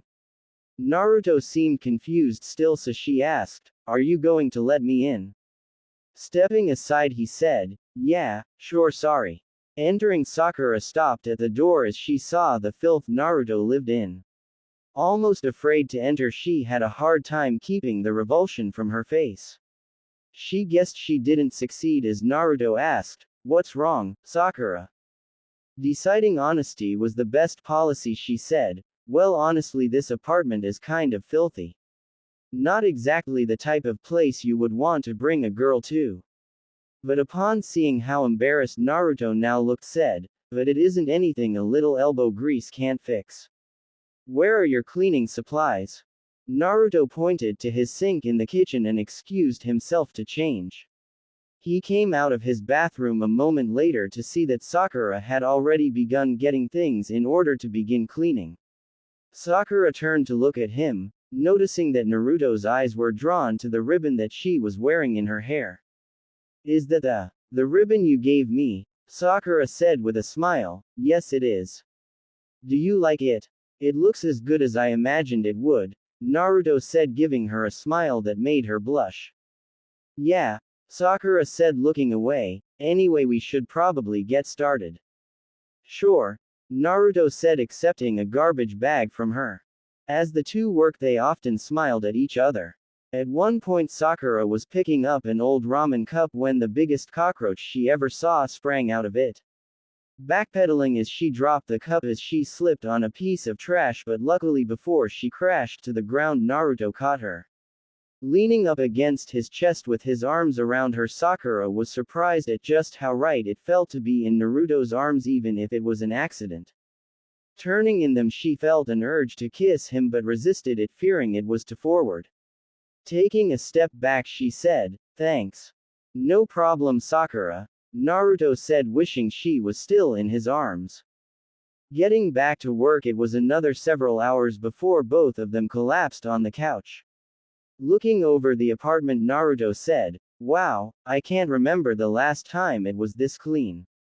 "Probably right before you moved in," Sakura said teasingly. Naruto looked at her, hurt before smiling and saying, "That would probably be about right." "Try to keep it clean," Sakura said, flicking his forehead. Rubbing the spot, Naruto said, "It's just such a bother." "That maybe, but living in a pigsty would send the wrong message to people," Sakura replied. "What people, Sakura?" "People that might one day recommend you to be Hokage. You might become the strongest ninja in the village, but I don't think people will want a slob representing them." Naruto guessed he could understand that and said so before asking, "So why did you come over, Sakura?" "I don't think it was to clean my apartment." Getting up from the couch and grabbing the book she brought that was on the principles of physics, Sakura said, "I came over to tutor you." Making a face that showed he wasn't thrilled by that idea, he said, "Thanks, but no thanks. I graduated the academy." Sakura considered telling Naruto she knew how he did that, but instead said, "That may be true, but I'm betting it wasn't due to your school work." Again he appeared nervous but jokingly replied, "No, I graduated because I'm an awesome shinobi, remember?" "That might very well be the case," Sakura said seriously, "but there's no substation for knowledge." "Aw, come on, Sakura, that stuff is boring," Naruto whined. Sighing, she said, "Please, Naruto. Besides, Kakashi-sensei said something to me that has kind of stuck with me." "What was that?" "He said we've had a positive effect on each other by balancing each other out," Sakura replied. "You've made me more confident in my physical skills. I want to help you with more mental ones. Also, a Hokage will have to rely on his brain more than his brawn." Seeing that Naruto was bordering on the fence of accepting, she said, "But let me show you a way it can be used on the battlefield." Looking around, she found 2 marbles. Heading to the kitchen, she grabbed a cup and then returning placed it on the side of the couch on its side. Kneeling at the opposite end, she said, "I'm going to get 1 marble to enter the cup." The look on Naruto's face showed he didn't think she could do it, but he didn't say anything. Rolling the first marble, she waited until it reached the right point and then rolled the second one even faster than the first. When it hit, the first marble shot off to the side, hitting the cup and rolling inside. Sakura smiled up at him and grabbed the cup, jingling it to show it to him. Naruto began clapping but said, "But what does reading a book have to do with that?" Which was a neat trick, by the way. Holding up the physics book, she said, "Because every object reacts in a set way, Naruto. By throwing that second marble faster, I was able to calculate how the first would react when hit.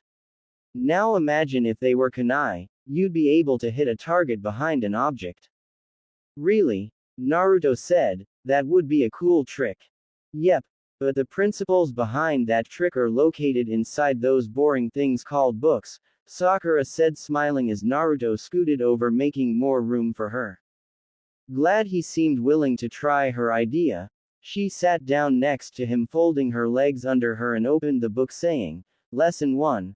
An object at rest stays at rest unless." As she began explaining the 3 laws of motion, she smiled internally that Naruto was willing to better himself, confident that one day he would reach his dream of being a Hokage like no other. Sasuke was returning home after another wasted day with his team. But what really bothered him was he had watched Naruto and Sakura training while they waited for Kakashi, and it seemed Naruto was working on the trick that Sasuke remembered Itachi often practiced. Although Sasuke had already mastered the trick, seeing Naruto working on it angered him. He was also upset that he had heard that several members of the rookie squads had made it to the final round that would be held in a month. He was almost home when he saw a bruised Ino sitting on a bench near the entrance to the Uchiha district and who had lost in a preliminary round to a sound kunoichi. Ignoring her as he walked past, he noticed that her hair had been brutally cut, almost like someone had been making a point. "Sasuke," she said weakly. "What?" he replied, wishing she had just let him be. "Well, I was just." "Spit it out," he said, annoyed. "Do you think I'm a worthless kunoichi?" Sasuke said, not answering and simply turning to walk away. Ino felt anger well up inside her at the dismal saying, "You fucking prick." Sasuke turned surprised, saying, "What did you call me? After all these years of spent wishing to get closer to you. The one time that I ask you for a little comfort, you blow me off." "Whose fault is that?" Sasuke said, squashing down the anger he felt. "I've never asked you to waste your time chasing after me. What's more, you've let your training slide to the point that considering you as a possible matriarch of my clan would almost be laughable." Turning around, he entered his property, saying, "Now if you'll excuse me, I'm done wasting time here." He hadn't even finished his sentence before Ino had taken off, running away with tears in her eyes. Already moving on to more pressing matters, he wondered how it was Naruto was getting stronger and stronger off of the weak stuff Kakashi had taught them so far. Kakashi was surprised when the toad had been sitting on his doorstep after training. Arriving at the rooftop it had directed him to, he said, "Lord Jiraiya." Turning towards Kakashi, the toad Sanin said, "How have you been, Kakashi? Finding being a team leader as rewarding as Minato did?" Sighing, Kakashi said, "Well, it makes me wonder how he made it seem so easy."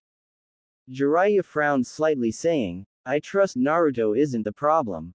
"Not exactly," Kakashi said, "but his improvement is making it worse, not better." "I see," Jiraiya said, "you must be wondering why I wish to talk." "A bit. I'll be taking over Naruto's training from here on," Jiraiya said. The Toad Sage was surprised when Kakashi said, "With all due respect, Naruto is my student." "True, however his status as a Jinchuriki has made him a marked man." "You're good, Kakashi, but I don't think even you can get him ready for what he has to face." "Look, Lord Jiraiya, I can understand you wanting to train him.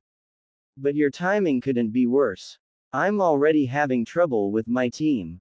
If Sasuke learns Naruto is being taken in as your apprentice, I'm afraid of how he'll react."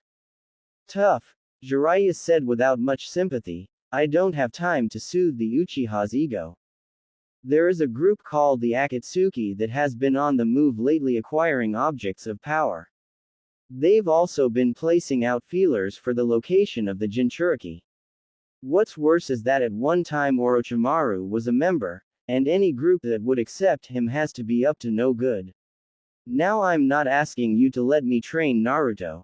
I'm telling you that is what is going to happen, understand? I've already cleared it with the Hokage. Kakashi rubbed his lone eye, not liking what it would mean for his team, but nodded.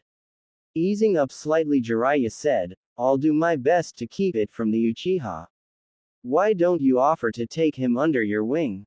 Make him think you'll be giving him some one-on-one training. Make him feel special. Yeah, Kakashi said, but I do have one request. What is it? Sakura has been spending a lot of time with Naruto, help her along too. I don't know, Kakashi, Jiraiya said, a lot of what I want to teach him are jutsu specific to his father. Trust me, Lord Jiraiya, by not including her, you'll only be making her more curious.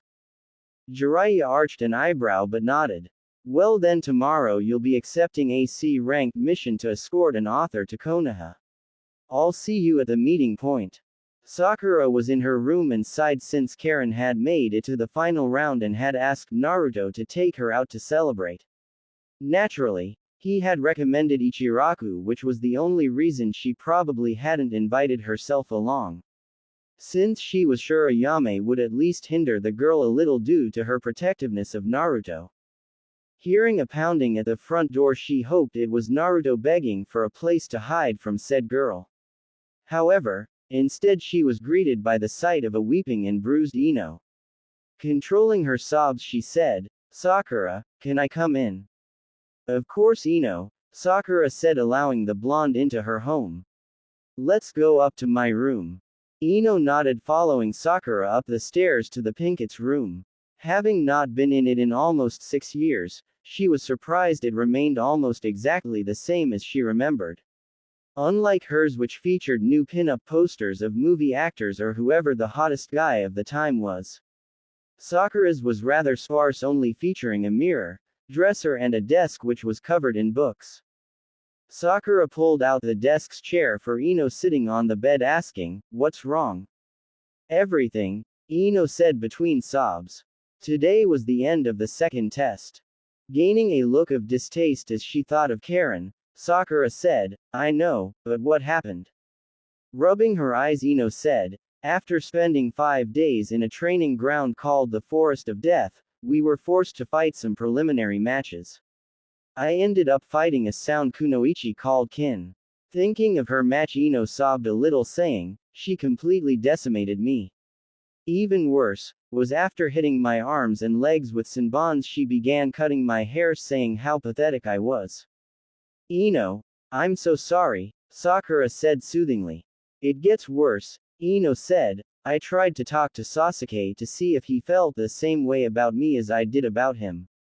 I don't know, hoping maybe seeing me all beat up he'd try to comfort me. But he couldn't be bothered. In fact, he tried to blow me off till I called him a prick. Sakura giggled a little at that, which brought a slight smile to Ino's face, but it didn't last. I guess that sound kunoichi was right. I am a worthless kunoichi. Sakura didn't say anything till Ino asked, do you think I'm a worthless shinobi as well? No, Ino, I think you were just like me and concentrated on the wrong thing, Sakura said. You have all the tools you need to be a great kunoichi. You just need to refine them through training. Standing, Sakura pulled some scissors from the drawer of her dresser and then said, here, let me straighten out your hair. Thanks, Ino said, allowing Sakura to maneuver the chair in front of the mirror. Beginning to cut it, Sakura asked, so what else happened? Well, a kunoichi named Tenten beat Kiba pretty handily since she never missed with all her senbon. Hinata got beaten up pretty bad by a fellow Hyuga by the name of Neji. According to my sensei, they were cousins. It didn't sit too well with Neji's teammate though, as he leapt to her defense before Neji could do any real harm to her. He was kind of heroic looking despite the hideous eyebrows of his. Anyway, Lee, the eyebrow kid, he ended beating up Kin's teammate Zaku pretty easily too since he moves so quickly. Looking at what Sakura was doing, Ino said, "Hey, you're making it look like when I was younger." Sakura nodded saying, "Do you not want me to?" "No, it's fine," Ino replied. "Where was I?" "Eyebrows, I believe," Sakura said, resuming cutting Ino's hair. "Yeah, well, after that match Shikamaru ended up beating Choji. Although the truth is he bribed Choji into forfeiting by telling him he'd take him to the barbecue restaurant he likes so much. I'm surprised Shikamaru would bother. Well, apparently he was afraid his mom would find out if he forfeited."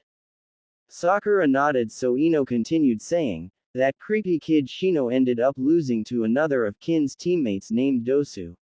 A Sand Kunoichi was going to fight a leaf shinobi named Kabuto, but he forfeited at the last minute. Another Suna kid that used a puppet beat Kabuto's teammate who could drain chakra. Then there was the last Suna nin who faced Kabuto's last teammate." Ino stopped a moment, looking a little pale at remembering what the redhead did to the boy. "Maybe I shouldn't continue." "Go ahead," Sakura said, still cutting. "Well, he killed his opponent," Ino said. "He crushed him with sand which he seemed to be able to control." Sakura stopped in mid-cut, remembering what the book said about the Jinchuriki of Suna. Ino noticed, saying, "Sakura, are you alright?" "Yeah," she replied, resuming her task. "You said he can control sand." Nodding, her friend said, "He didn't even need to move, it simply attacked while he stood there with his arms crossed." "Did he have any unusual features?" "What do you mean?" "Well, did he sort of have a feature that reminded you of an animal?" "Well, now that you mention it, he had these dark circles around his eyes that sort of reminded me of a raccoon. But he was dangerous, Sakura. He almost seemed to enjoy killing." "If he is a Jinchuriki," Sakura thought, "I wouldn't doubt it's because of how he was treated." But aloud said, "Guess it's a good thing my team wasn't nominated then." "Why wasn't it?" Telling Ino about what happened between her teammates, she finished her tale and haircut saying, "There, what do you think?" Looking in the mirror and seeing her hair shorter like when she had first met Sakura, she said, "I like it. I think it'll go along with the new me." Looking at the time, Ino added, "Wow, it's already 9 o'clock. My parents might be getting worried." "Bye, Sakura." "Wait, Ino, one last question. What about a kunoichi named Karen?"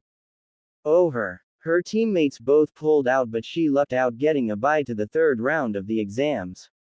Sakura cursed internal, but kept her smile in place as she waved to Ino as she left before going in search of the red-headed boy Ino had described.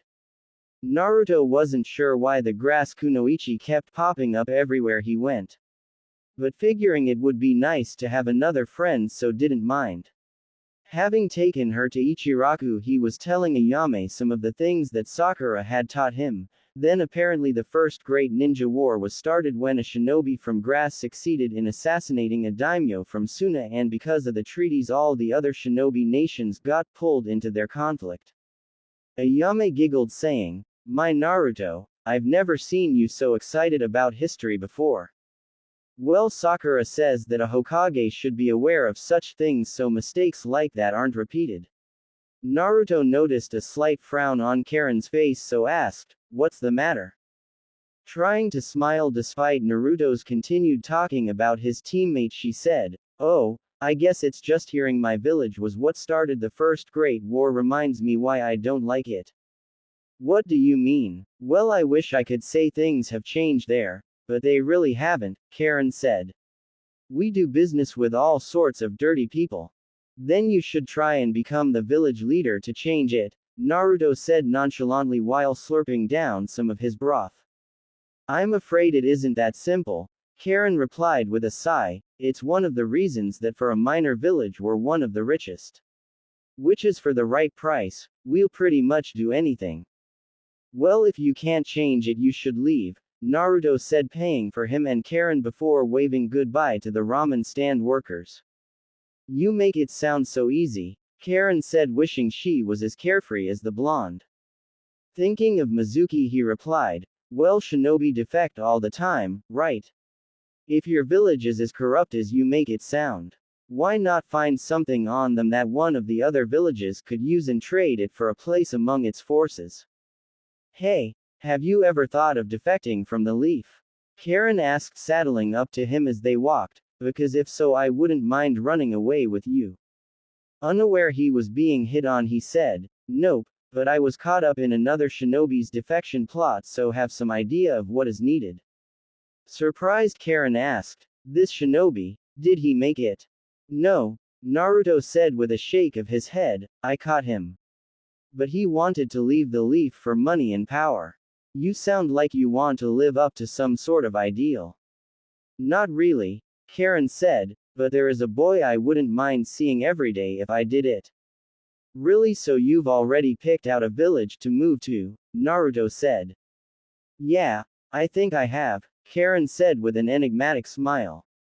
Sakura, not for the first time, questioned her sanity for heading out at night in search of Suna's Jinchuriki, due in part to Ino's description that he seemed a little unstable.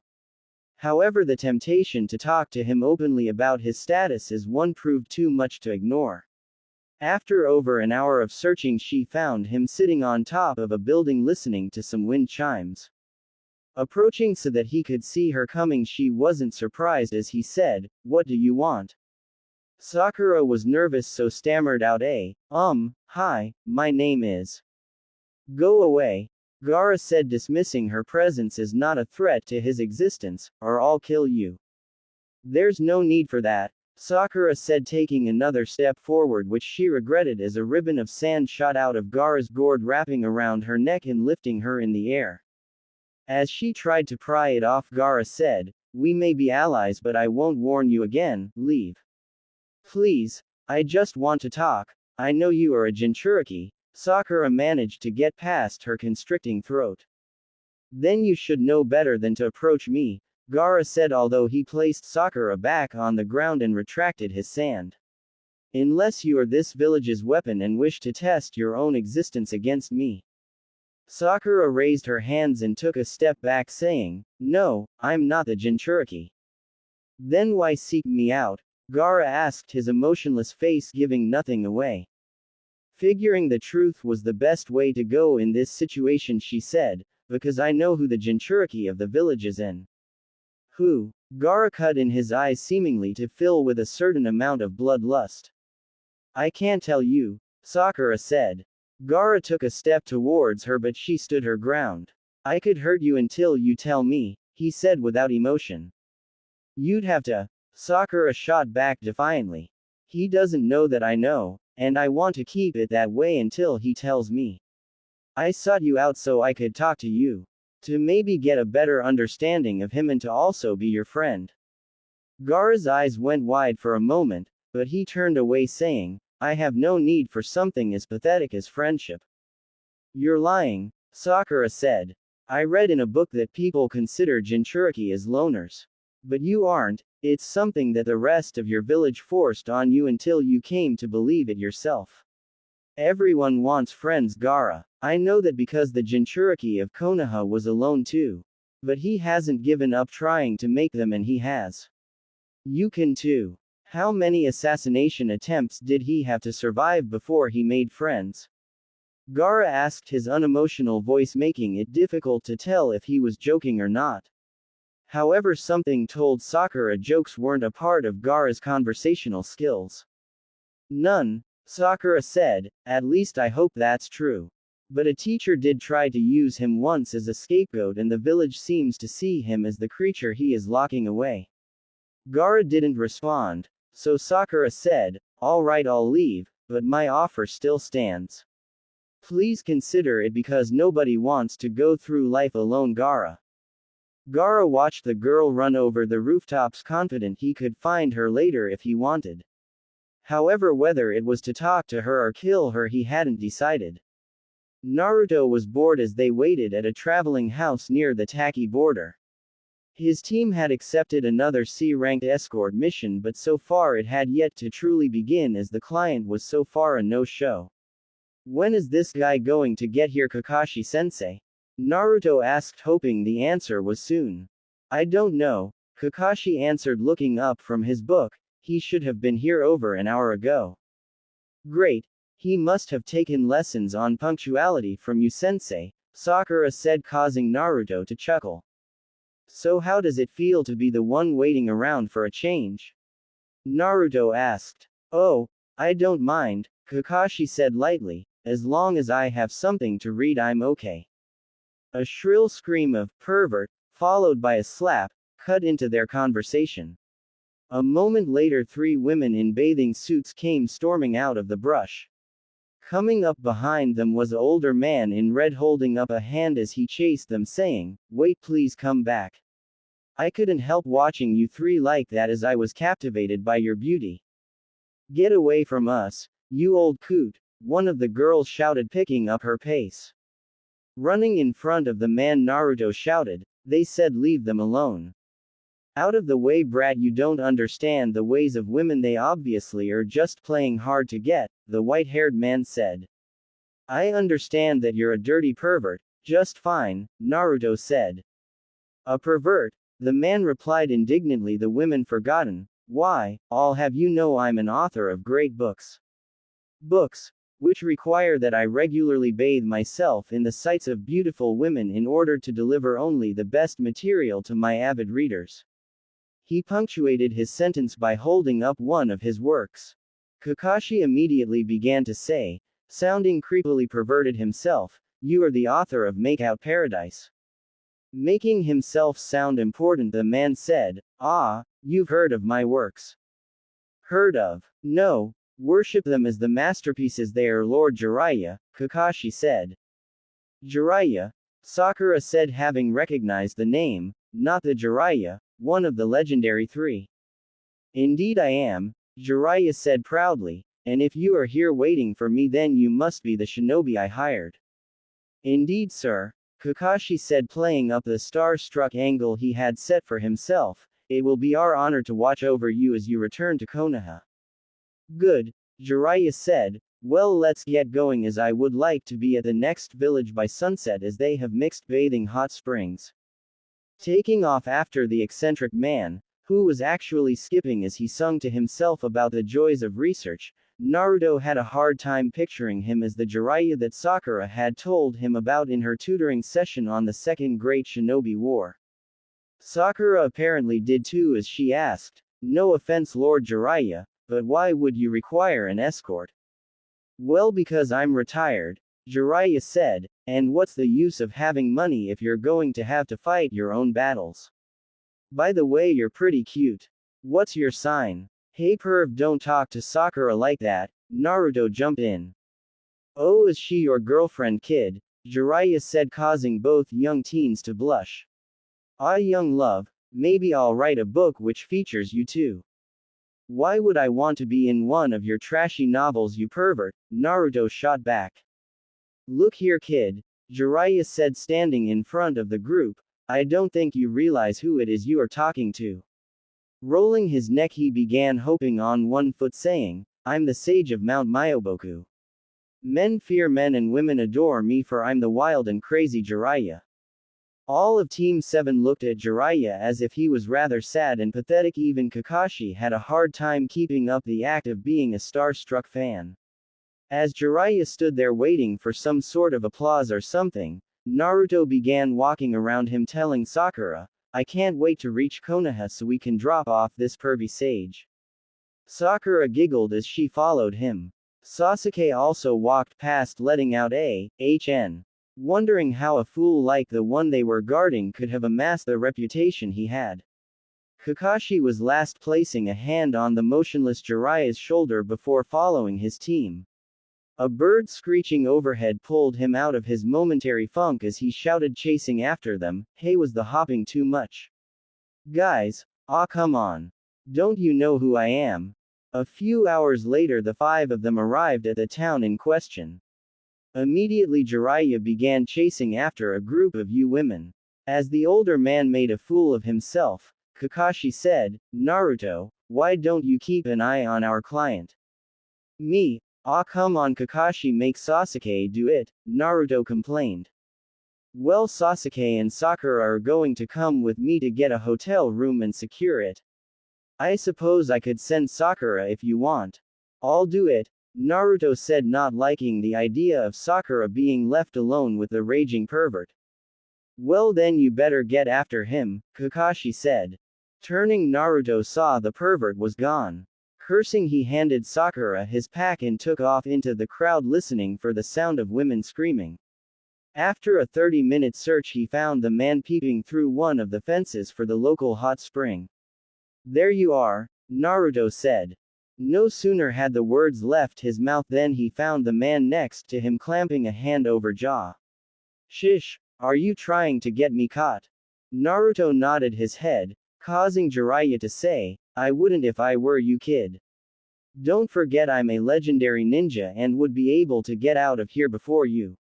You wouldn't want that pink-haired girl to think you are a pervert now, would you? Naruto shook his head, so Jiraiya said, Good, now do your job and keep watch for me. Grumbling, Naruto did as he was told and listened with half an ear as the toad sage began mumbling to himself while writing in a notepad. After almost an hour, Naruto was getting impatient, but apparently Jiraiya felt he had enough material and got up. Once they were far enough away, Jiraiya bit his thumb and summoned a large orange toad, much to Naruto's amazement. Handing the full notepad to the toad, Jiraiya said, Put it with the others, would you? The toad nodded before croaking and disappearing into smoke. That was awesome, Naruto said, teach me how to do it. I don't know, Jiraiya said, you were kind of disrespectful earlier. Please, Naruto said, I actually thought your books were kind of good. Liar, Jiraiya said, the sale and reading of my art is prohibited to those under the age of 18. Sorry kid, you can't butter me up by telling me blatant lies. Naruto sighed, figuring he knew a way to get Jiraiya to teach him but probably wouldn't like it. Disappearing in a cloud of smoke, he reappeared as his sexy jutsu self and said, Please, Master Jiraiya. Jiraiya stood motionlessly for a moment before his eyes seemed to pop out of his head as he said, Ah, she's beautiful. Kid, how'd you make her? This is my sexy jutsu, Naruto said. Oh, it's sexy alright, you are a certified genius. Alright kid, you've got a deal. Turning from Naruto, he poked his fingers together saying, On one condition, that is. Condition? What sort of condition? Giggling perversely, Jiraiya said, That you train like that. Dropping the henge, Naruto shouted, I knew it, you're nothing but a little perv. How dare you kid, I'm not a little perv. Oh yeah, then what are you? A big one, Jiraiya said, but besides that, I do sense some small amount of potential in you. So I'll teach you this jutsu once we return to Konoha. But you'll have to keep it a secret.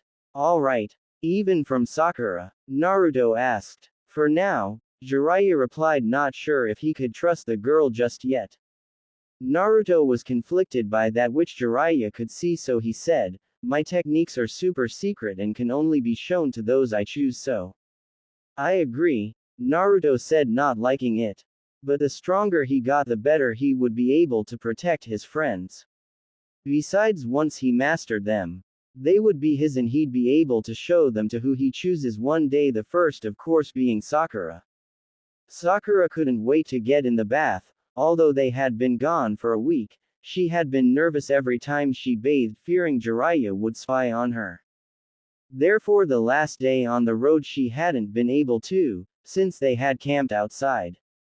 Entering her room, she looked at herself in the mirror before grabbing the hem of her shirt, about to pull it right over her head. She spared one more look in the mirror except found that Gaara was occupying it as well. Turning, she shrieked and reacting on instinct tried to slug him. Gaara's-san caught the punch and he said, Is this how you react to people you claim you want to befriend? It is when they sneak into my room as I'm about to undress, Sakura replied. Sakura honey, is everything alright? Sakura's mom asked, knocking on the door. Yeah mom, just a spider surprised me, Sakura responded. Okay dear, her mom replied, heading back downstairs. Blowing out a breath, Sakura said, Phew, I don't want to think how she would react if she knew a boy was in my room. Gaara, confused, asked, Why? Because that's just how moms are. Sakura said, isn't your mom like that? My mother's dead, Gaara said. She was sacrificed to make me into Suna's weapon. Sakura placed her hands over her mouth, cursing herself for a fool, saying, Gaara, I'm so sorry. Gaara didn't seem to care one way or the other, saying, you've been gone for over a week, where have you been? An escort mission, Sakura replied. But I was given the rest of the month off. By the way, why have you been looking for me? I was trying to decide whether to kill you or not, Gaara said calmly. What did I get myself into? Sakura thought but said, I take it that you've decided not. For the moment, Gaara replied, walking towards her desk. Looking at the books on it, he said, why have you taken an interest in seals? I told you, I'm trying to understand more about my friend, Sakura said. By understanding more about seals, I'll be able to see whether or not the creature controls him, Gaara said. No, I know it doesn't. Just like it doesn't control you, Sakura replied.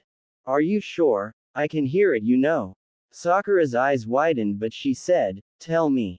What is it telling you to do now? To kill you, Gaara said. But you haven't, Sakura said. Because for the moment you intrigue me, Gaara countered. That may be, but I obviously don't intrigue the Biju. Tell me, could you always hear it? Sakura asked. No, it became clearer after my uncle tried to kill me.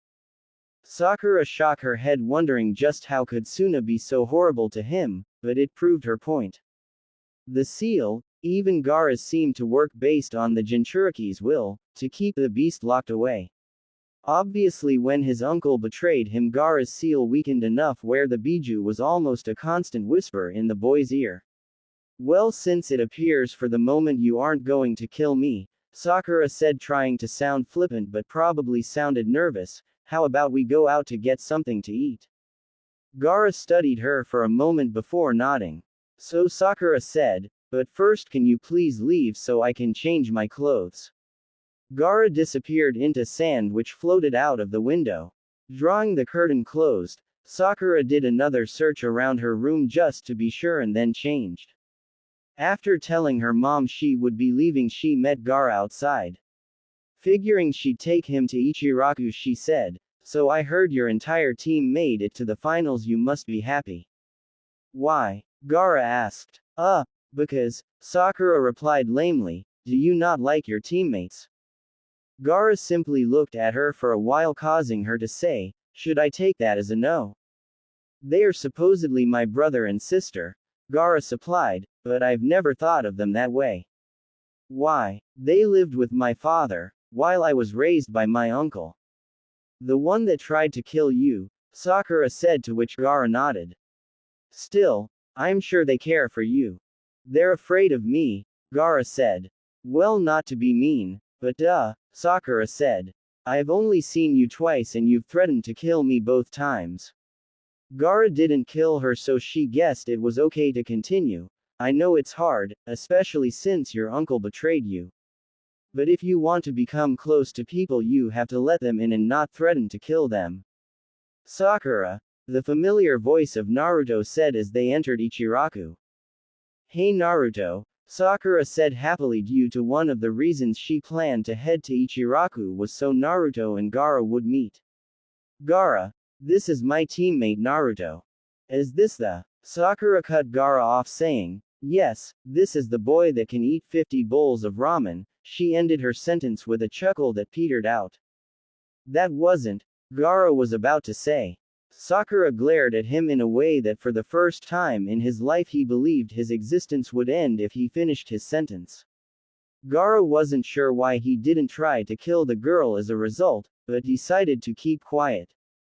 Naruto for his part said, you're acting weird, Sakura. Sitting next to him while motioning Gaara to the stool next to her, she said, I'm not the only one. I thought you would have a fit when Kakashi said he'd be taking Sasuke on a mission without us. He also said, it was more of those boring escort missions, Naruto said. Still, Sasuke didn't seem upset, which means he's probably getting some special training from Kakashi. Yeah, I guess I didn't think about that, Naruto said.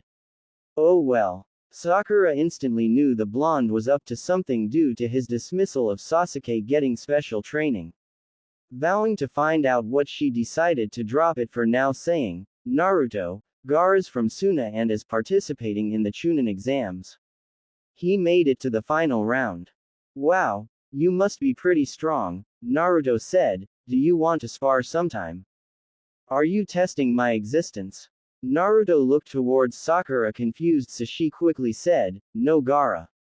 Naruto's dream is to be Hokage. Since you made it to the final round, he simply wants to see how strong he is compared to you. But he doesn't want to fight you in order to hurt you. Wow, do they train that hard in Suna? Naruto asked. Sakura wasn't sure, but Gaara said, no, most do not. Okay, Naruto said, returning to his meal happily. Gaara watched the two interact and for the first time in a while began to hope he could relate like that with people. He also was positive that the blonde was the Jinchuriki he had been warned of by the spies that Sound had in the village. He also found it a shame that in 3 weeks' time he'd probably have to kill both of them.